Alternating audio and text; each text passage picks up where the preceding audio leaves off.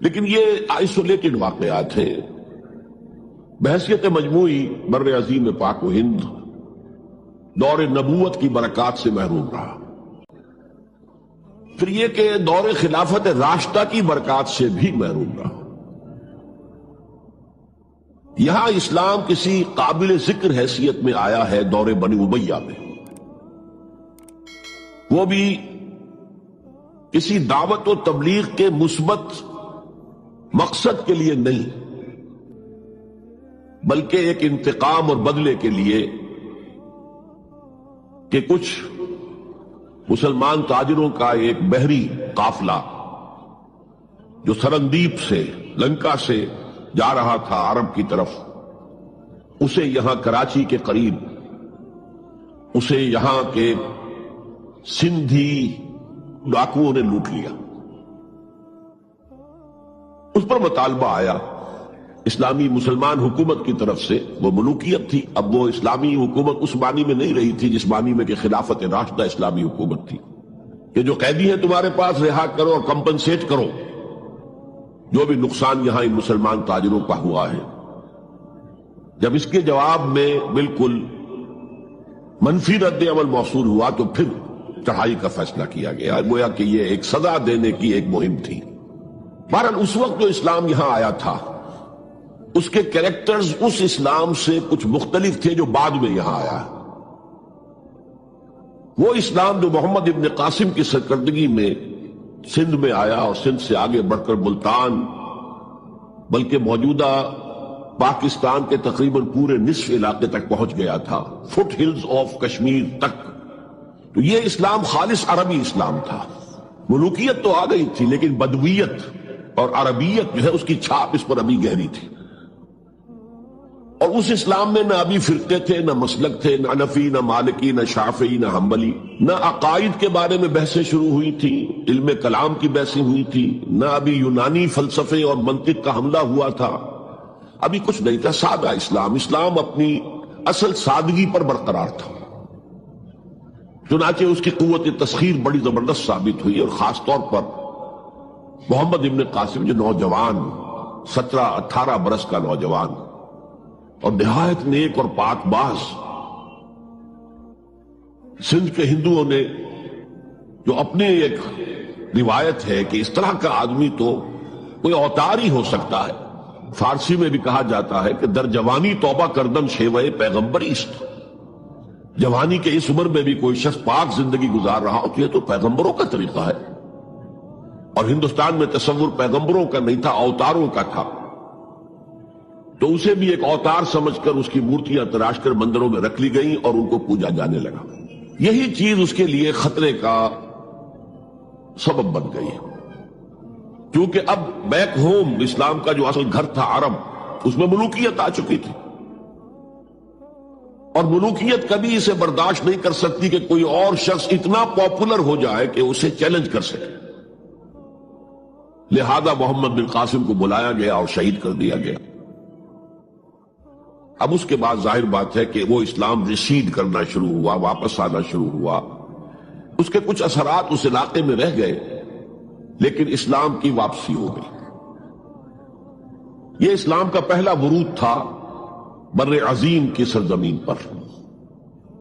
اس کے بعد اسلام آیا ہے 300 برس بعد، اور اب یوں آیا ہے شمال مغربی سرحدی صوبے میں جو درے ہیں، کوہ سلیمان میں، کوہ ہندو کش اور کوہ سلیمان میں، درہ خیبر ہے، درہ توچی ہے، درہ گومل ہے، درہ بولان ہے، یہاں سے آنا شروع. اس اسلام کی خصوصیات کچھ اور تھی. ان 300 سالوں میں فقہی مسالک بھی پیدا ہو چکے تھے، حنفی، مالکی، شافعی، حنبلی، ان کے درمیان اختلافات بھی تھے، بحثیں بھی تھیں، مناظرے بھی تھے. دوسرے ایک خاص جو ہے تصوف کا فن جو ہے وہ بہت ترقی کر چکا تھا، اور اس میں اکثر و بیشتر وحدت الوجود کا تصور اس کی بنیاد میں موجود تھا. تیسری بات یہ نوٹ کیجئے کہ یہاں جو لوگ آئے وہ سب حنفی تھے، اور یہ ترک قبائل ہی تھے در حقیقت، اور ترکوں میں سے بھی غلام لوگ تھے. اسی لیے پہلا خاندان مسلمانوں کا یہاں خاندان غلامان کہلاتا ہے. ترک غلام تھے یہ، جو اپنی ذاتی صلاحیت اور اپنی استعداد کی بنا پر ترقی کرتے کرتے بادشاہت کے مقام تک پہنچے۔ عالم اسلام میں اس وقت دو عظیم جگہوں پر غلاموں کی حکومت تھی، اور اس سے اندازہ ہو سکتا ہے کہ اسلام میں غلاموں کا فیوچر کتنا روشن ہے۔ ممالک، مملوک، یہ مصر میں حکمران تھے، وہ بھی غلام تھے۔ خاندان غلامہ، قطب الدین ایبک، شمس الدین التتمش، یہ سب کون تھے؟ غلام تھے۔ بہرحال اب جو اسلام آیا اس میں قیادت کی ایک تسلیس پیدا ہو چکی تھی، توحیدی شان نہیں رہی تھی۔ خلافت راشدہ میں قیادت توحیدی تھی، خلیفہ وقت ہی حاکم بھی تھے، خلیفہ وقت ہی مجتہد بھی تھے، عالم بھی تھے، اور وہی سب سے بڑے اللہ والے بھی تھے۔ لیکن اس کے بعد جو اسلام میں قیادت جو ہے مسلمانوں کی تین شاخوں میں بٹ گئی۔ سیاسی قیادت وہ تو قبائلی عصبیت کی بنیاد پر قائم ہو رہی ہے، تو سیاست تو ہو گئی طاقت کے بل پر، جس کی لاٹھی اس کی بھینس۔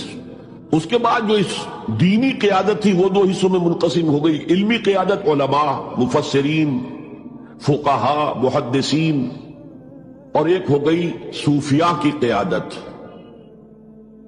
تو یہ تھی کیفیت جس میں کہ بر عظیم پاک و ہند میں اسلام وارد ہوا ہے پہلے ورود کے 300 برس بعد۔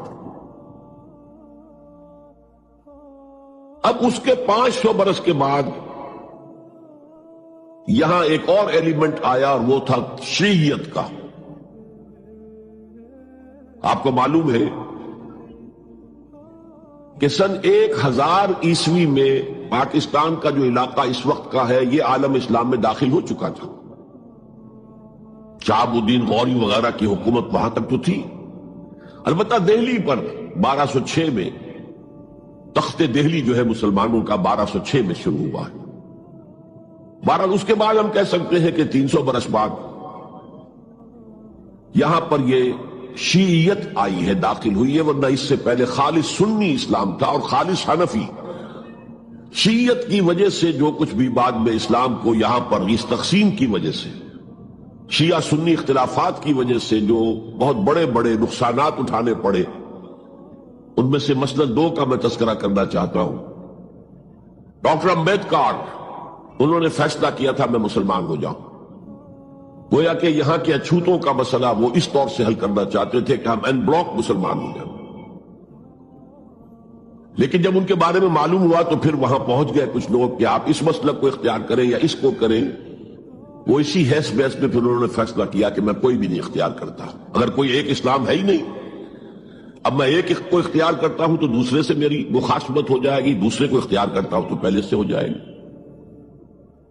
اب اگلا دور آیا، ہندوستان میں انگریز آ گئے۔ یہاں موجود بہت سے غیر مسلموں کو شاید میری باتیں اب کچھ ناگوار گزریں، لیکن کچھ حقائق ہیں جو تلخ ہیں لیکن حقائق ہیں، انہیں سمجھنا چاہیے۔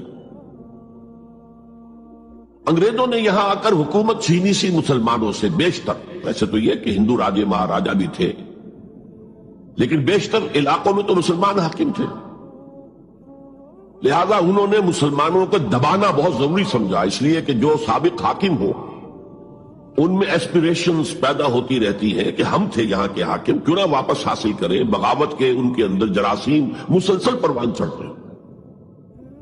مسلمانوں کو دبایا اور ہندوؤں کو اٹھایا، کیوں کہ ہندوؤں کے لیے معاملہ صرف چینج آف ماسٹرز کا تھا، کوئی بڑا حادثہ تو نہیں تھا۔ پہلے مسلمانوں کے غلام تھے، اب انگریزوں کے غلام ہو گئے، اور اس اعتبار سے انگریز نے بھی انہیں قریب کیا اور ہندوؤں نے بھی مغربی علوم اور مغربی سائنسز کو پڑھنے میں بڑی سبقت کی۔ بنگال میں انگریز آیا، اور بنگال میں آپ کو معلوم ہے اکثر و بیشتر جو سائنسدان پیدا ہوئے جن کی کہ لکھی ہوئی ٹیکسٹ بکس جو ہے بہت عرصے تک استعمال ہوتی رہی ہندوستان میں، یہ کون تھے؟ چیٹرجی، بینرجی، سب کے سب بنگالی تھے۔ ایک اور بات یہ ہے کہ ہندو اپنے ماضی سے بہت دور آ چکے تھے، ان کا ماضی عظمت والا، آخر اشوک کا دور بہت عظمت کا، چندر گپت موریہ کا دور بہت عظمت کا، وکرماجیت کا دور بہت عظمت کا تھا، لیکن وہ بہت پیچھے جا چکے تھے۔ تقریباً مسلمانوں کی آمد کی وجہ سے 1000 سال کا فصل واقع ہو چکا تھا، لہذا تہذیب و تمدن کے لیے بھی، جیسے کہ انہوں نے مسلمانوں کے زمانے میں فارسی پڑھی، فارسی پڑھتے تھے، کوڈ لینگویج فارسی ہے، جیسے کہ بعد میں مسلمان اور ہندو اور سب نے انگریزی پڑھی. ملازمتیں ملیں گی تو انگریزی پڑھنے والوں کو ملیں گی، راستہ کیریئرز کا کھلے گا تو انگریزی پڑھنے والوں کا کھلے گا. اسی لیے کہاوت تھی ہندوستان میں، پڑھے فارسی اور بیچے تیل، دیکھو رے قسمت کے کھیل. فارسی پڑھ کے تو اسے کہیں حکومت کے اندر اہلکار ہونا چاہیے، اس کی حیثیت کچھ اور ہونا چاہیے، فارسی پڑھ کے اور تیل بیچنا. جبکہ مسلمانوں کا معاملہ یہ تھا کہ ان کی تو ابھی تہذیب اور تمدن، ان کی روایات ابھی تازہ تھی. لہذا جو غیر مسلم تھے یہاں کے، انہوں نے انگریزی علوم، انگریزی سائنس، انگریزی تہذیب، اس کو کھلے دل کے ساتھ خوش آمدید کہا. اور مسلمانوں میں ایک زبردست ڈویژن ہو گیا، بلکہ ابتدائی ری ایکشن تو بہت سخت تھا، یک طرفہ تھا. ہم نہ انگریزی پڑھیں گے، ہم نہ انگریزی علوم سیکھیں گے، نہ سائنس پڑھیں گے. ہم تو اپنے کونوں خدروں میں، اگرچہ جو سیلاب آ گیا ہے اس کو روکنے کی طاقت تو ہم میں نہیں ہے، لیکن ہم کونوں میں جا کر بیٹھ جائیں گے، قال اللہ و قال رسول. اور انگریزی تہذیب سے اس قدر دوری کہ اگر کوئی میز کرسی پر بیٹھ کر کھانا کھا لے تو کرسٹان ہو گیا. یہ تو کسی نے چمچہ استعمال کر لیا کھانے میں، کانٹا تو بہت دور کی بات ہے، چمچہ بھی استعمال کر لیا تو کرسٹان ہو گیا. تو اس طرح سے ریئیکشن تھا علماء کے زیر اثر حلقوں میں. گویا کہ وہ جو گاندھی جی کا فلسفہ تھا نان کوآپریشن، تو مسلمانوں نے انگریزوں کے ساتھ شدید قسم کا naan cooperation from the very beginning شروع کیا. اس پر سر سید احمد خان نے ان دونوں چیزوں کی مخالفت کی. ایک تو انہوں نے انگریزوں کو بتایا کہ دیکھو یہ جو آزادی کی جنگ تھی یہ صرف مسلمانوں کی نہیں تھی، 1857 کی، یہ تو مشترک تھی. تو اس کے اندر کیا سبب ہوا ہے، اس کی وجہ سے آپ مسلمانوں سے بعد محسوس نہ کریں. اور مسلمانوں سے بھی کہا بھائی انگریزی پڑھو، انگریزی علوم حاصل کرو، سائنس پڑھو، سائنٹیفک نالج حاصل کرو، ورنہ تمہاری حیثیت ہندوستان میں کیا رہ جائے گی؟ پلے دار رہ جاؤ گے یا گوشت فروش رہ جاؤ گے، اللہ اللہ خیر صلی اللہ، اور تمہاری کوئی حیثیت نہیں رہے گی. تو اس اعتبار سے سر سید احمد خان ایک اہم لینڈ مارک ہے. اس کے علاوہ انگریزی دور کا ایک اور جو پہلو بہت اہم ہے، انگریزوں نے ڈیوائڈ اینڈ رول پالیسی کے تحت مسلمانوں اور ہندوؤں کے درمیان مرافرت کو ہوا دی. یہ ان کی پالیسی رہی مستقل. یہ ایک قوم کی حیثیت سے سامنے نہ آ جائیں، پھر ظاہر بات ہے کہ ہمارے پاؤں تو اکھڑ جائیں گے یہاں سے. تو یہ جو ہمارے ہاں شروع ہوا، کچھ اور فیکٹر بھی تھے. ہندوؤں میں ایک انتقامی جذبہ بھی تھا کہ مسلمانوں نے ہم پر حکومت کی ہے 800 برس، 1000 برس، اور ظاہر بات ہے سارے حاکم اچھے تو نہیں تھے، کوئی اچھا بھی تھا تو اکثر و بیشتر تو عیاش قسم کے لوگ تھے. ہم نے محل بنائے، تاج محل بنائے، ہم نے کوئی کام اور تو کیا نہیں. دین کی تبلیغ تو اولیاء اللہ نے کیا، صوفیاء نے کی. کبھی بھی سرکاری سطح پر، حکومت کی سطح پر یہاں تبلیغ اسلام کا اہتمام نہیں ہوا. ایک دو ایکسیپشنز ہیں. ایک راجہ گجرات کاٹھیا واڑ کے علاقے کا جس نے کہ تبلیغ کا اہتمام کیا، ایک راجہ کشمیر کا تھا جس نے تبلیغ کا اہتمام کیا. باقی حکمرانوں نے کوئی کوشش نہیں کی. آزادی سے قبل متصلاً جو کیفیت پیدا ہو گئی تھی،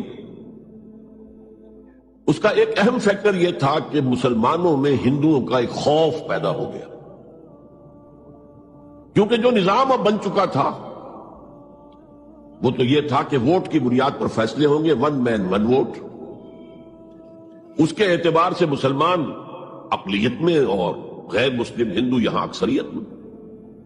تو گویا کہ ہمیشہ کے لیے اگر ایک ملک کی حیثیت سے یہ ملک جو ہے تقسیم آزادی حاصل کرتا ہے تو مسلمان غلام ہو جائیں گے، ان کی تہذیب بھی ختم کر دی جائے گی. شدھی کی تحریک شروع ہو چکی تھی، ان کا مذہب بھی تبدیل کرنے کی کوشش کی جائے گی. میوات کے علاقے میں بڑی زبردست تحریک اٹھائی گئی تھی شدھی کی، جس کا توڑ کرنے کے لیے مولانا محمد الیاس رحمۃ اللہ علیہ سامنے آئے اور تبلیغی جماعت کا انہوں نے سلسلہ شروع کیا. یہ اصل میں میوات کے اندر جو شدھی کی تحریک تھی اس کا جواب تھا، اس سے حفاظت مسلمانوں کی. تو اندیشہ یہ تھا کہ ہندو ایکسپلائٹ کرے گا، ہماری تہذیب کو ختم کرے گا، ہماری زبان کو ختم کرے گا، معاشی طور پر ہمیں ایکسپلائٹ کرے گا، مفلوج کرے گا، اور اپنی سی کوشش کرے گا کہ ہمارا مذہب بھی تبدیل کرا دے. مسلمانوں کی ایک قومی جماعت، اگرچہ وہ شروع میں قومی اس کو کہنا غلط تھا، وہ نوابوں، جاگیرداروں، نوابزادوں ان کی جماعت تھی مسلم لیگ، جو 1906 میں قائم ہوئی۔ مسلمان عوام کا اس سے ساتھ کوئی نہ رابطہ تھا، نہ ان کا کوئی رابطہ عوام کے ساتھ۔ اس کی جو 1906 سے لے کر 1924 تک کی جد و جہد ہے، وہ ساری دفاعی جد و جہد تھی۔ ہمارے یہ حقوق ہونے چاہیے، ہمیں اس کی ایشورنس دی جانی چاہیے، ہمیں سیپریٹ الیکٹوریٹ دیا جائے، اور یہ کہ اس سے بھی آگے بڑھ کر ہمیں مرکز میں کچھ زیادہ حیثیت دی جائے تاکہ ہماری بھی کوئی حیثیت ہو، کوئی توازن پیدا ہو سکے۔ بس اسی پر ساری گفتگو گفت و شریف تھی۔ اور اس کے ضمن میں محمد علی جناح جو ہیں وہ تو پروفٹ آف لو قرار دیے گئے تھے، اتحاد کا پیغام بر۔ وہ 1906 میں تھے، انڈیا میں موجود، مسلم لیگ میں شامل نہیں ہوئے تھے، کانگریس کے رکن تھے۔ اس کے بعد 1913 میں جا کر مسلم لیگ میں شامل ہوئے ہیں مولانا محمد علی جوہر کے کہنے پر، پھر بھی کانگریس کے رکن بھی رہے، مسلم لیگ کے رکن بھی رہے، اور انہوں نے حتی الامکان کوشش کی کہ کوئی فارمولا ایسا بن جائے جس پہ کہ اتحاد ہو جائے اور ضمانت مل جائے کہ مسلمانوں کے ساتھ کوئی اس قسم کا سلوک نہیں کیا جائے گا کہ وہ بالکل یوں سمجھیے کہ نیچے لگ کر رہ جائیں، ان کی کوئی حیثیت نہ رہے۔ لیکن وہ ناکام ہوئے، شدت کے ساتھ ناکام ہوئے، اور پھر اس درجے مایوس ہوئے کہ ہندوستان چھوڑ کر جا کر انگلستان میں بس گئے، اور وہاں انہوں نے اپنی لیگل پریکٹس شروع کر دی۔ ایس ایم اکرام صاحب جو ایک بڑے مصنف ہیں، آب کوثر، موج کوثر، رود کوثر کے جو مصنف ہیں، وہ اہم ترین کتابیں ہیں تین مسلم انڈیا کی، political as well as cultural history, ثقافتی جو معاملہ ہے وہ بھی ساتھ ساتھ ہر دور میں کیا اس کا رنگ رہا ہے، تو اس کو بہت ہی سمجھیے ایک بڑے ماہرانہ انداز میں انہوں نے بہت عمدگی کے ساتھ مرتب کیا ہے۔ وہ اس وقت آکسفورڈ میں پڑھ رہے تھے، طالب علم تھے، نوجوان۔ وہ ملے محمد علی جناح سے، اس وقت تک ابھی وہ قائد اعظم کا تو خطاب انہیں نہیں ملا تھا، محمد علی جناح، اور ان سے کہا آپ ہندوستان چھوڑ کے کیوں آ گئے، ہندوستان کے مسلمانوں کو تو آپ کی ضرورت ہے۔ تو انہوں نے سخت الفاظ کہے تھے کہ ہندو ناقابل اصلاح ہے۔ یہ اس وقت کی ہندو قیادت پر ان کا تبصرہ تھا، اور مسلمانوں کا حال یہ ہے کہ ان کا کوئی لیڈر مجھ سے صبح جو بات کرتا ہے شام تک ڈپٹی کمشنر یا گورنر تک پہنچا دیتا ہے، تو ایسی قوم کی قیادت میں کیسے کروں؟ لیکن اصل میں ایک ٹرننگ فیکٹر آیا ہے، turning point in the history of Muslim league movement, and that was 1930۔ اس میں جو الہ آباد میں مسلم لیگ کا سیشن ہوا تھا، اس میں خطبہ صدارت دیا تھا علامہ اقبال نے۔ علامہ اقبال اس سے پہلے ہندوستان میں ایک سور پھونک چکے تھے کہ اب اسلام کی نشأت ثانیہ کا دور آنے والا ہے، اسلام جو ہے دوبارہ دنیا کے اندر برسر عروج آئے گا۔ ایک امید افزا صورتحال علامہ اقبال نے اپنی ملی شاعری سے پیدا کر دی تھی۔ کتاب ملت بیضا کی پھر شیرازہ بندی ہے، یہ شاخ ہاشمی کرنے کو ہے پھر برگ و بر پیدا۔ سبق پھر پڑھ صداقت کا، شجاعت کا، عدالت کا، لیا جائے گا تجھ سے کام دنیا کی امامت کا۔ نوا پیرا ہو اے بلبل کے ہو تیرے ترنم سے، کبوتر کے تنے نازک میں شاہی کا جگر پیدا۔ اور ویسٹرن سیویلائزیشن کو انہوں نے چیلنج کیا تھا، دیار مغرب کے رہنے والوں خدا کی بستی دکان نہیں ہے، کھرا جسے تم سمجھ رہے ہو وہ اب ذرے کم عیار ہوگا۔ تمہاری تہذیب اپنے خنجر سے آپ ہی خودکشی کرے گی، جو شاخ نازک پہ آشیانہ بنے گا ناپائیدار ہوگا۔ کہ یہاں فرسٹ ورلڈ وار کے بعد جو عالم اسلام کی کیفیت ہوئی تھی، اس پر کس قدر یاس انگیز، نا امیدی سے بھرا ہوا مرثیہ مولانا حالی نے لکھا تھا۔ قوم کی زبان اس وقت وہ تھی، قومی شاعر۔ قومی شاعر جو ہے قوم کی زبان ہوتا ہے۔ بستی کا کوئی حد سے گزر نہ دیکھے، اسلام کا گر کر نہ ابھر نہ دیکھے، مانے نہ کبھی مد ہے ہر جزر کے بعد دریا کا ہمارے جو اتر نہ دیکھے۔ اور آخر میں جو مناجات بحضور سرور کونین صلی اللہ علیہ وسلم، اے خاصہ خاصان رسول وقت دعا ہے، امت پہ تیری آ کے عجب وقت پڑا ہے۔ وہ دین جو بڑی شان سے نکلا تھا وطن سے، پردیس میں وہ آج غریب الغربا ہے۔ اسی قسم کے مرثیے علامہ شبلی نے کہے، مولانا حمید الدین فراہی نے کہے، لیکن اقبال پہلا شاعر ہے جس نے کچھ مرثیے بھی کہے ہیں۔ جب انگلینڈ جاتے ہوئے وہ گزر رہے تھے سسلی، جزیرہ سسلی کے پاس سے جہاز گزر رہا تھا، تو دل میں ہوک اٹھی ہے، کبھی یہ مسلمان جہادرانوں کا مرکز ہوتا تھا، بیس ہوتا تھا۔ رولے اب دل کھول کر ہے دیدہ خونابہ بار، وہ نظر آتا ہے تہذیب حجازی کا مزار۔ تھا یہاں ہنگامہ ان سیرا نشینوں کا کبھی، بحر بازی گاہ تھا جن کے سفینوں کا کبھی۔ کہا ہے مرثیہ بھی کہا، اقبال کے ہاں مرثیہ ہے، لیکن ساتھ ہی ایک امید افزا پیغام کہ اب دوبارہ نکل کے صحرا سے جس نے روما کی سلطنت کو الٹ دیا تھا، سنا ہے یہ قدسیوں سے میں نے، وہ شیر پھر ہوشیار ہوگا۔ یہ جو عوامی ایک فضا ان کی شاعری سے پیدا ہو چکی تھی، ملی شاعری سے، انہوں نے 1930 میں آ کر مسلم لیگ کی موومنٹ میں اس کا انجیکشن لگا دیا۔ اسی طرح چلتی ہوئی ایک تحریک تھی، 1906 سے آئی تھی، 24 برس ہو چکے تھے 1930 تک، اب اس میں ایک انجیکشن لگا دیا گیا، احیاء اسلام۔ اس خطبے میں علامہ نے ایک طرف مسلم قومیت کو بہت مستحکم کیا دلائل کے ساتھ، عمرانی دلائل، پولیٹیکل سائنس کے جو مستحکم اصول ہیں ان کی بنیاد پر کہ مسلمان ایک علیحدہ قوم ہے۔ اور نمبر 2 انہوں نے کہا، اور یہ ایک پروفیسی تھی، ایک طرح کی مستقبل کے بارے میں ایک پیشن گوئی تھی، تجویز نہیں تھی۔ پارٹیشن آف انڈیا کی تجویز تو بہت بعد میں آئی ہے، 1940 میں، یہ 1930 کی بات میں کر رہا ہوں۔ تو انہوں نے کہا تھا، مجھے یقین ہے کہ یہ ڈیسٹنی ہے، تقدیر مبرم ہے کہ ہندوستان کے شمال مغرب میں، شمال مشرق کا انہیں اس وقت احساس نہیں ہوا تھا، ایسٹ پاکستان کا جو اب بنگلہ دیش ہے ادھر ان کی نگاہ نہیں گئی تھی، ہندوستان کے شمال مغرب کے اندر ایک آزاد مسلمان ریاست قائم ہوگی، اور اگر ایسا ہو گیا تو ہمیں موقع مل جائے گا کہ دور ملوکیت میں، جس کے لیے لفظ بڑا ثقیل استعمال کیا انہوں نے، عرب امپیریلزم، یہ بنو امیہ، بنو عباس یہ عرب امپیریلسٹ تھے، یہ عرب قوم کا امپیریلزم تھا، ان کی حکومت اسلام کی عکاسی کرنے والی نہیں تھی، اسلام کی عکاسی کرنے والی تو خلافت راشدہ تھی، ابو بکر تھے، عمر تھے، عثمان تھے، علی تھے رضی اللہ تعالی عنہ۔ تو دور ملوکیت میں یا دور عرب امپیریلزم میں جو داغ دھبے آ گئے ہیں اسلام کے چہرے پر، انہیں صاف کر کے اور صحیح اسلام کی ایک شکل دنیا کو دکھائیں، یہ انجیکشن ہے پازیٹیو مقصد کا۔ اس وقت تک، اس سے پہلے تک تحریک صرف ایک منفی جذبے پر چل رہی تھی، ہندو کا خوف، ہندو اکثریت کا خوف، ایکسپلائٹیشن کا اندیشہ، لیکن اب اسے ایک مثبت بنیاد مل گئی۔ 1932 میں قائد اعظم گئے انگلستان، لندن، گول میز کانفرنس میں، جناح صاحب اس میں شریک نہیں تھے، اس لیے کہ وہ تو ویسے ہی سیاست کا میدان چھوڑ چکے تھے۔ اس موقع پر پھر علامہ اقبال نے ملاقاتیں کی ہیں جناح صاحب سے، اور وہی انجیکشن ان کو بھی لگایا، اور انہیں پھر آمادہ کیا کہ آئیں واپس ہندوستان، اور اس انجیکشن کے حوالے سے مسلمانوں نے ہند کو منظم کرے اور جمع کرے۔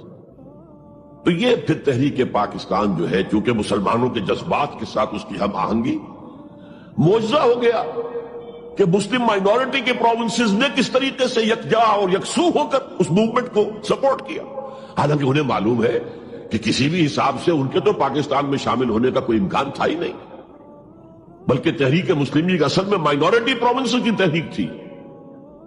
جو صوبے بعد میں پاکستان میں شامل ہوئے ہیں ان میں سرحد میں تو کانگریس کی حکومت تھی ٹل دی لاسٹ ڈیٹ، پنجاب میں یونینسٹ حکومت تھی ٹل دی لاسٹ ڈیٹ، صرف ایک سندھ تھا مغربی پاکستان میں کہ جو وہاں مسلم لیگ کی حکومت تھی۔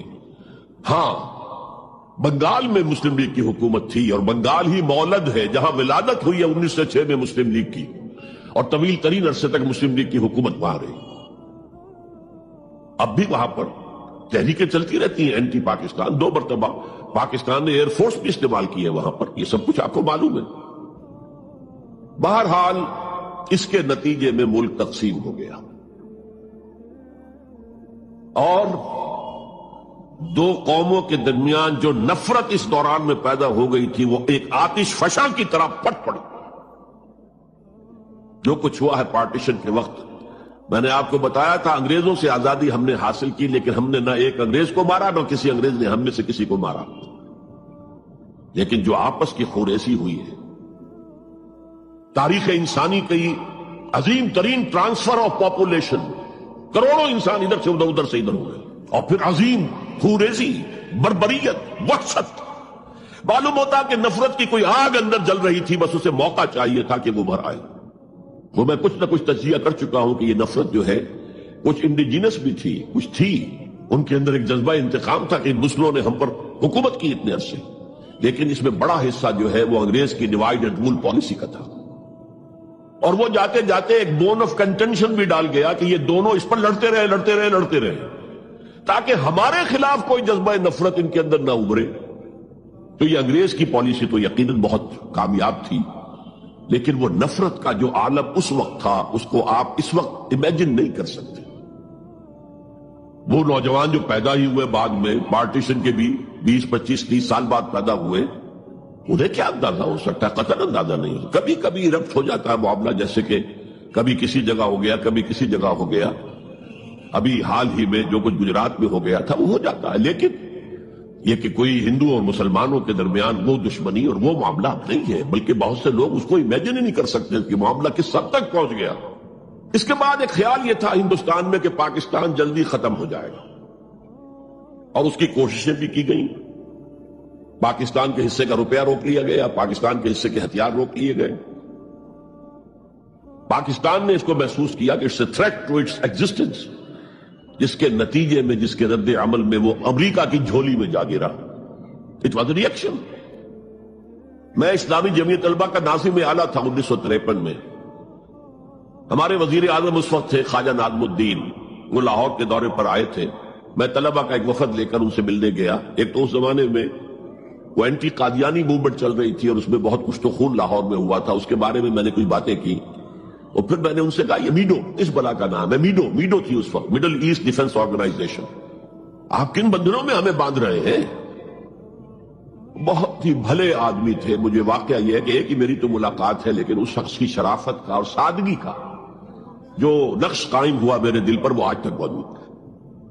دیکھیے یہ معاملہ جو ہے یہ حکومت کا ہے، یہ آپ نوجوان ہیں، طالب علم ہیں، آپ کا اس سے کوئی سروکار نہیں۔ میں ذرا نٹ کھٹ قسم کا تھا اس وقت بھی، نوجوان۔ میں نے کہا جناب آپ ہمیں ان بندنوں میں باندھ کر آپ چلتے بنیں گے، ملک تو ہم نے سنبھالنا ہے بعد میں، we must know what you are doing.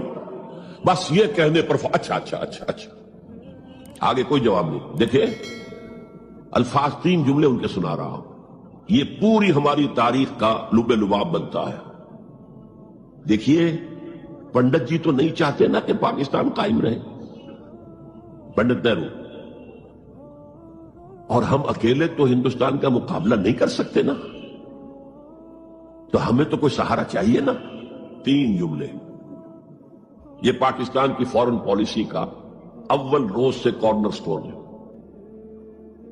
بلکہ یہاں میں ذرا ضمنی طور پر بتا دوں کہ پاکستان کے قائم ہونے اور قائم رہنے میں کتنا بڑا ہاتھ اور کتنا بڑا دخل پنڈت نہرو کا ہے۔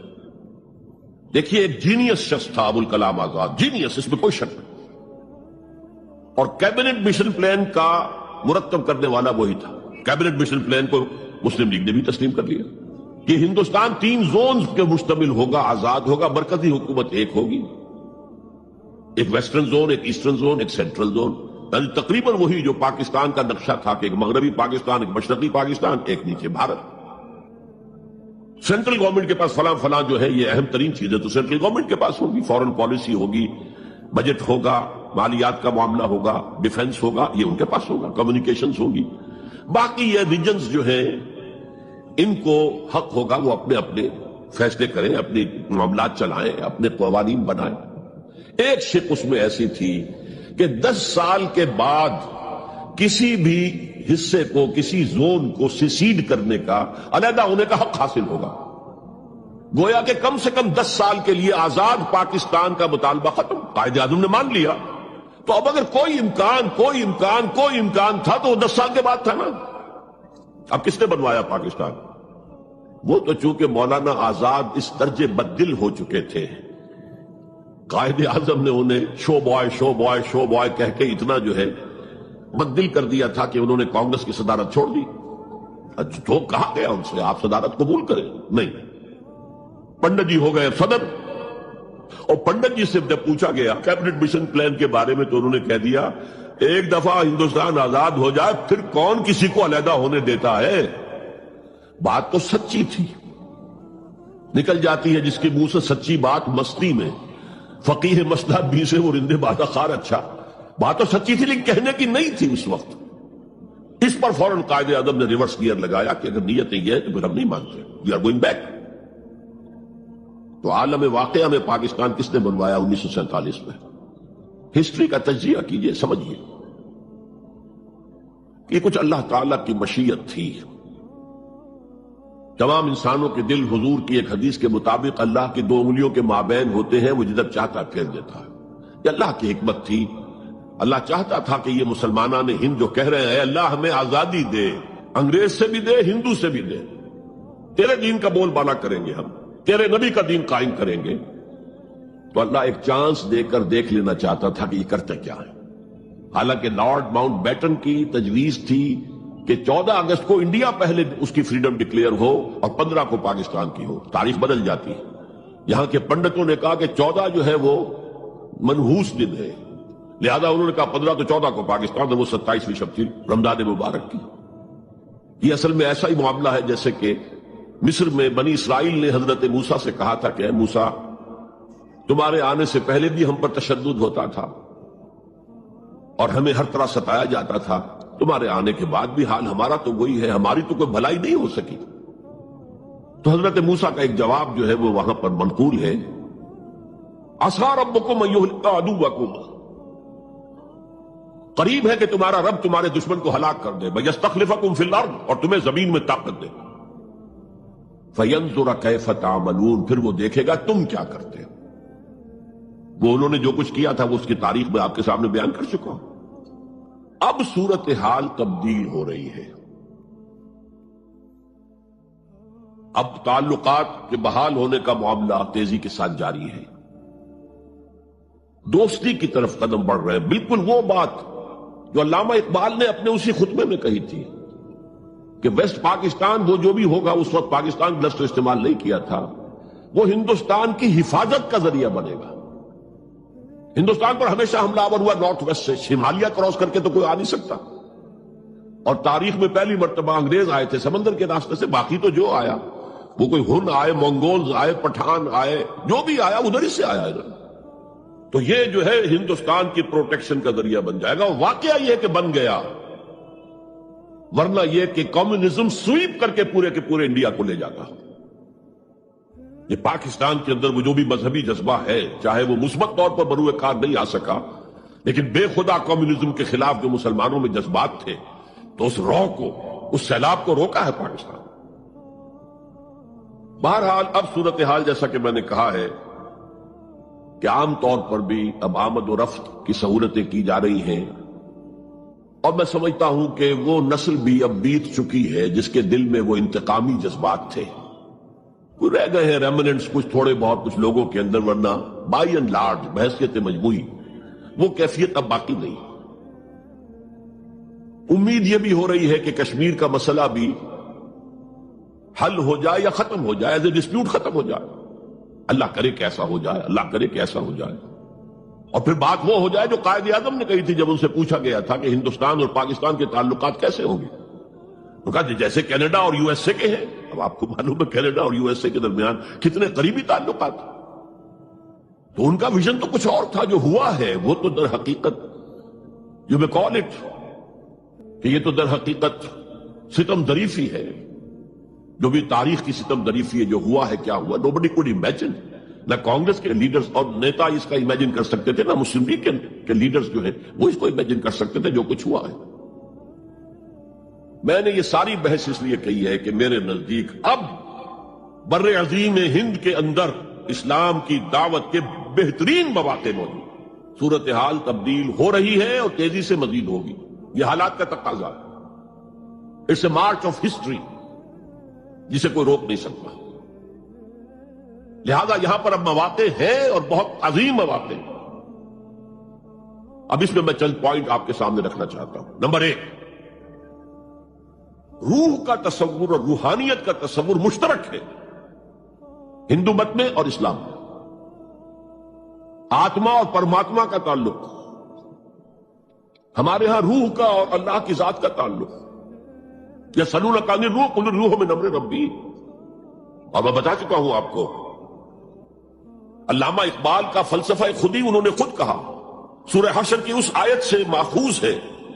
یہ واقعہ بہت اہم ہے علامہ اقبال کی زندگی کا. سید نذیر نیازی جو ان کے قریب بیٹھنے والے ہم نشین لوگ تھے، انہوں نے خود کوٹ کیا ہے ہماری ایک قرآن کانفرنس میں لاہور میں کہ ایک دفعہ میں نے علامہ سے پوچھا کہ کوئی شخص کہہ دیتا ہے کہ آپ کا جو فلسفہ برگزاں سے ہے یا نیٹشے سے ہے، کوئی کسی اور کا جو ہے کوڑی لے کر آتا ہے، جو فلسفہ خودی آپ خود کیوں نہیں بتاتے؟ What is the source of your the philosophy of self?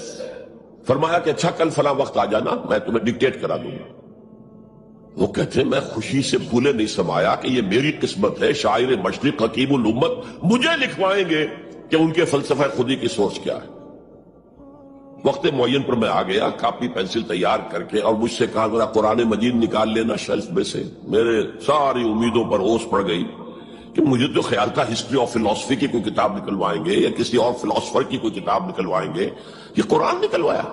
کھولو سورہ حشر، پڑھو اس کی آیت، وَلَا تَكُونُوا كَالَّذِينَ نَسُوا اللَّهَ فَأَنسَاهُمْ أَنفُسَهُمْ. ان لوگوں کے مانند نہ ہو جانا جنہوں نے اللہ کو بھلا دیا تو اللہ نے انہیں اپنے آپ سے غافل کر دیا. یہ کون سا اپنا آپ ہے جس سے انسان غافل ہوتا ہے؟ کیا اپنے جسم کے تقاضوں سے غافل ہوتا ہے؟ جسم کو تو بڑا دھو کے اچھے سے اچھے صابن سے دھوئے گا اور جو ہے صاف کرے گا اور اچھے سے اچھی چیزیں اس میں لگائے گا، تیل لگائے گا اعلیٰ اور سب کچھ کرے گا. ذرا سی تکلیف ہو جائے گی تو بھاگا جائے گا ڈاکٹر کے پاس. کس سے غافل ہے؟ اپنے حیوانی وجود سے غافل ہے کوئی؟ اس کے تقاضوں سے غافل ہے کوئی؟ یہ کوئی اور وجود ہے انسان کا جس سے وہ غافل ہوئے، وہ اس کا روحانی وجود. اور یہی میں نے آپ کو بتایا تھا، اپنشد کا یہ جملہ میں پڑھ کر وجد میں آ گیا تھا. یہ بھی ایک اچھی بات ہے آپ کو بتا دوں. ایک زمانے میں جبکہ امریکہ میں نے کہا تھا تھر تھر کانپ رہا تھا، جو سیلاب کمیونزم کا جا رہا تھا، پورے ایسٹرن یورپ کو کھا گیا تھا وہ نظام، اور ان کے پاس توڑ کوئی نہیں تھا. دنیا بھر کے غریبوں کے لیے ایک روشنی کا پیغام تھا، ایک امید کا پیغام تھا. ہیو ناٹس کے لیے ایک بڑی اپیل تھی. کہاں سے کہاں وہ پہنچ چکا تھا، لیٹن امریکہ پہنچ چکا تھا. کوئی انویژن تو نہیں ہوا تھا. It was the invasion of the philosophy, invasion of an ideology, Marxism. تو انگریز جب کانپ رہا تھا امریکہ تو اس نے ملینز کی تعداد میں قرآن شائع کیا، انگریزی ترجمہ، دی گلوریس قرآن، مارمیڈیوک پکتھال کا ترجمہ، اور مسلمانوں میں تقسیم کیا. بابا تم اپنے قرآن کو پڑھو، دیکھو، اپنے دین کے ساتھ جم کر رہو، اس بے خدا جو ہے یہ نظام اس کو ترک کرو، چھوڑو. اور ہندوؤں کے لیے گیتا میں نے پڑھی اس وقت، انگریزی ترجمہ. اپنشد کا ایک سلیکشن تھا، وہ میں نے پڑھا. یہ مڈ 50s کی بات ہے، بلکہ چھوٹو سے اٹ واز ارلی 50s، جبکہ ابھی میں میڈیکل کالج کا اسٹوڈنٹ تھا. میں نے اپنشد پڑھا، گیتا پڑھی. اپنشد کا صرف ایک سلیکشن تھا، گیتا پوری تھی. وہ بھی اسی لیے کہ تم اپنے اپنے مذہب سے چپک جاؤ تاکہ کمیونزم کی طرف تمہارا رجحان نہ ہو. یہ اس کے اس خوف کا مظہر ہے. بہرحال اس کے مقابلے میں روح اور روحانیت، آتما اور پرماتما، یہ تصورات جو ہے ایمبیڈڈ ہے. آپ اگر وہ جملہ سنیں، میں نے پہلے بھی سنایا ہے اپنشد کا، جو بالکل معلوم ہوتا ہے اس آیت کی ترجمانی ہے. Man in his ignorance identifies himself with the material sheets which encompasses real self. اس کی اصل خودی، اصل انا تو اندر کی ایک حقیقت ہے، اس کے گرد یہ گوشت پوشت کا کور چڑھا دیا گیا ہے. انسان اس کو سمجھتا ہے یہ میں ہوں، یہ میں نہیں ہوں. میں تو وہ خودی ہوں، وہ انا ہوں، وہ ایگو ہوں، وہ آتما ہوں جو اس شریر کے اندر ہے. یہ تصور جس قدر سٹرونگ ہے ہندو مت کے اندر، انہیرنٹ ہے اسلام میں بھی، اور آج کی دنیا اسی کے خلاف تو جا رہی ہے. The world is world of better only, what is beyond better we don't care, because وہ ہماری جو ہے ہوا سے خمسہ کی گرفت میں آتا ہی نہیں. ہم اس کو کیسے اسٹڈی کریں؟ ہم تو چیزوں کو دیکھتے ہیں، سنتے ہیں، چکھتے ہیں، چھوتے ہیں، سونگھتے ہیں، نتیجے نکالتے ہیں. تو یہ دنیا ورلڈ آف بیٹر تو جو ہے ہمارا میدان ہے انکوائری کا، تفتیش کا، تحقیق کا. لیکن یہ کہ وہ ماورائے مادہ، ماورائے طبیعت، میٹا فزکس، اس سے ابھی کوئی دلچسپی نہیں ہے. خدا یا نہیں ہے، ہوگا. یہ کائنات تو ہے نا. روح کوئی ہے یا نہیں ہے کس نے دیکھی؟ جسم تو ہے نا. آخرت کوئی ہے یا نہیں ہے؟ یہ دنیا تو ہے نا.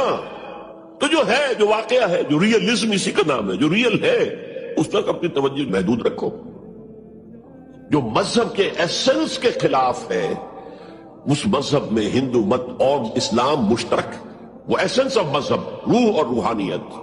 نمبر 2، ہندو اسکرپچرز کا اگر مطالعہ کیا جائے ان کی اصل زبان میں، اور سملیرٹیز جو ہیں اسلام میں اور ہندوازم میں ان کو واضح کیا جائے دلائل کے ساتھ، حوالوں کے ساتھ، اور ان کو ہائی لائٹ کیا جائے۔ اختلافات اگر ہیں وہ بھی ہیں، لیکن سملیرٹیز کیا کیا ہیں۔ یہ کام میرے علم میں آیا تھا کچھ عرصے سے، مولانا محمد منظور نعمانی جو لکھنؤ والے ہیں ان کے صاحبزادے کر رہے ہیں، اور مجھے خوشی ہوئی تھی۔ اب جو کچھ کیا ہے ذاکر نائک صاحب نے، وہ اتفاقی ہے کہ میں ٹیلی ویژن کھولا ہوا تھا، اس میں ان کا پروگرام آیا، میں نے پورا دیکھا ہے، وہ سملیرٹیز بٹوین ہندوازم اینڈ اسلام۔ اب میں اپریشیٹ کرتا ہوں، یہ کام کرنے کا ہے جو ہم نے نہیں کیا بدقسمتی سے۔ ہم نے یہاں آ کر یہاں کے لوگوں کے ذہن کو پڑھنے کی کوشش نہیں کی، ہم نے تو ان پر حکومت کی ہے۔ اللہ اللہ خیر صلی اللہ۔ جب تک آپ کسی قوم کے ذہن کو نہیں سمجھیں گے، ان کی سوچ کیا ہے، ان کی سوچ کا صغرا کبرا کیا ہے، پریمیسز کیا ہے جن پر کہ ان کے عقائد کھڑے ہوئے ہیں، آپ کیسے کمیونیکیٹ کریں گے؟ ہم نے ضرورت ہی محسوس نہیں کی۔ Why to communicate? ہمارے پاس طاقت ہے، we have brute force and we can govern them, that's all. یہ ہماری مجرمانہ غفلت رہی ہے، یہاں پر مجرمانہ غفلت رہی ہے۔ میرا بھی ایک واقعہ جو ہے اس ضمن میں بہت ہی سبق آموز ہے۔ آج سے 13 سال قبل میں ہندوستان جب آیا تھا 1991 میں، تو میں لکھنؤ بھی گیا تھا۔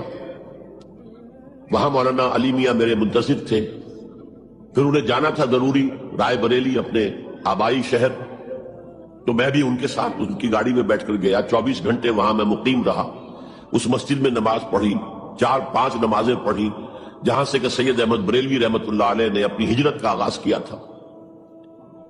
وہاں میں نے ان سے ایک بات کہی کہ مولانا، دوسرے مدارس جو ہیں بریلوی اور دیوبندی، شاید وہ تو میری اس تجویز پر غور تو دور کی بات ہے، اس کو سننے پر بھی آمادہ نہ ہو۔ ندوہ نسبتاً کھلے خیال کا، کھلے ذہن کا سمجھا جاتا ہے نمائندہ، تو آپ ندوے میں سنسکرت کی تعلیم کو لازم کریں، تاکہ آپ کے طلباء جو نکلیں وہ ویدوں کو پڑھیں ڈائریکٹلی، اپنشد کو پڑھیں ڈائریکٹلی۔ کہنے لگے ہاں یہ تو آپ نے بہت اچھی بات کہی، بہت صحیح بات ہے، بہت صحیح ہے۔ لیکن 2 سال کے بعد شکاگو میں ایک کانفرنس میں وہ بھی مدعو تھے، میں بھی مدعو تھا، ہم دونوں ملے، میں نے پوچھا مولانا وہ آپ نے کچھ کیا؟ کہنے لگے میں تو بھول ہی گیا۔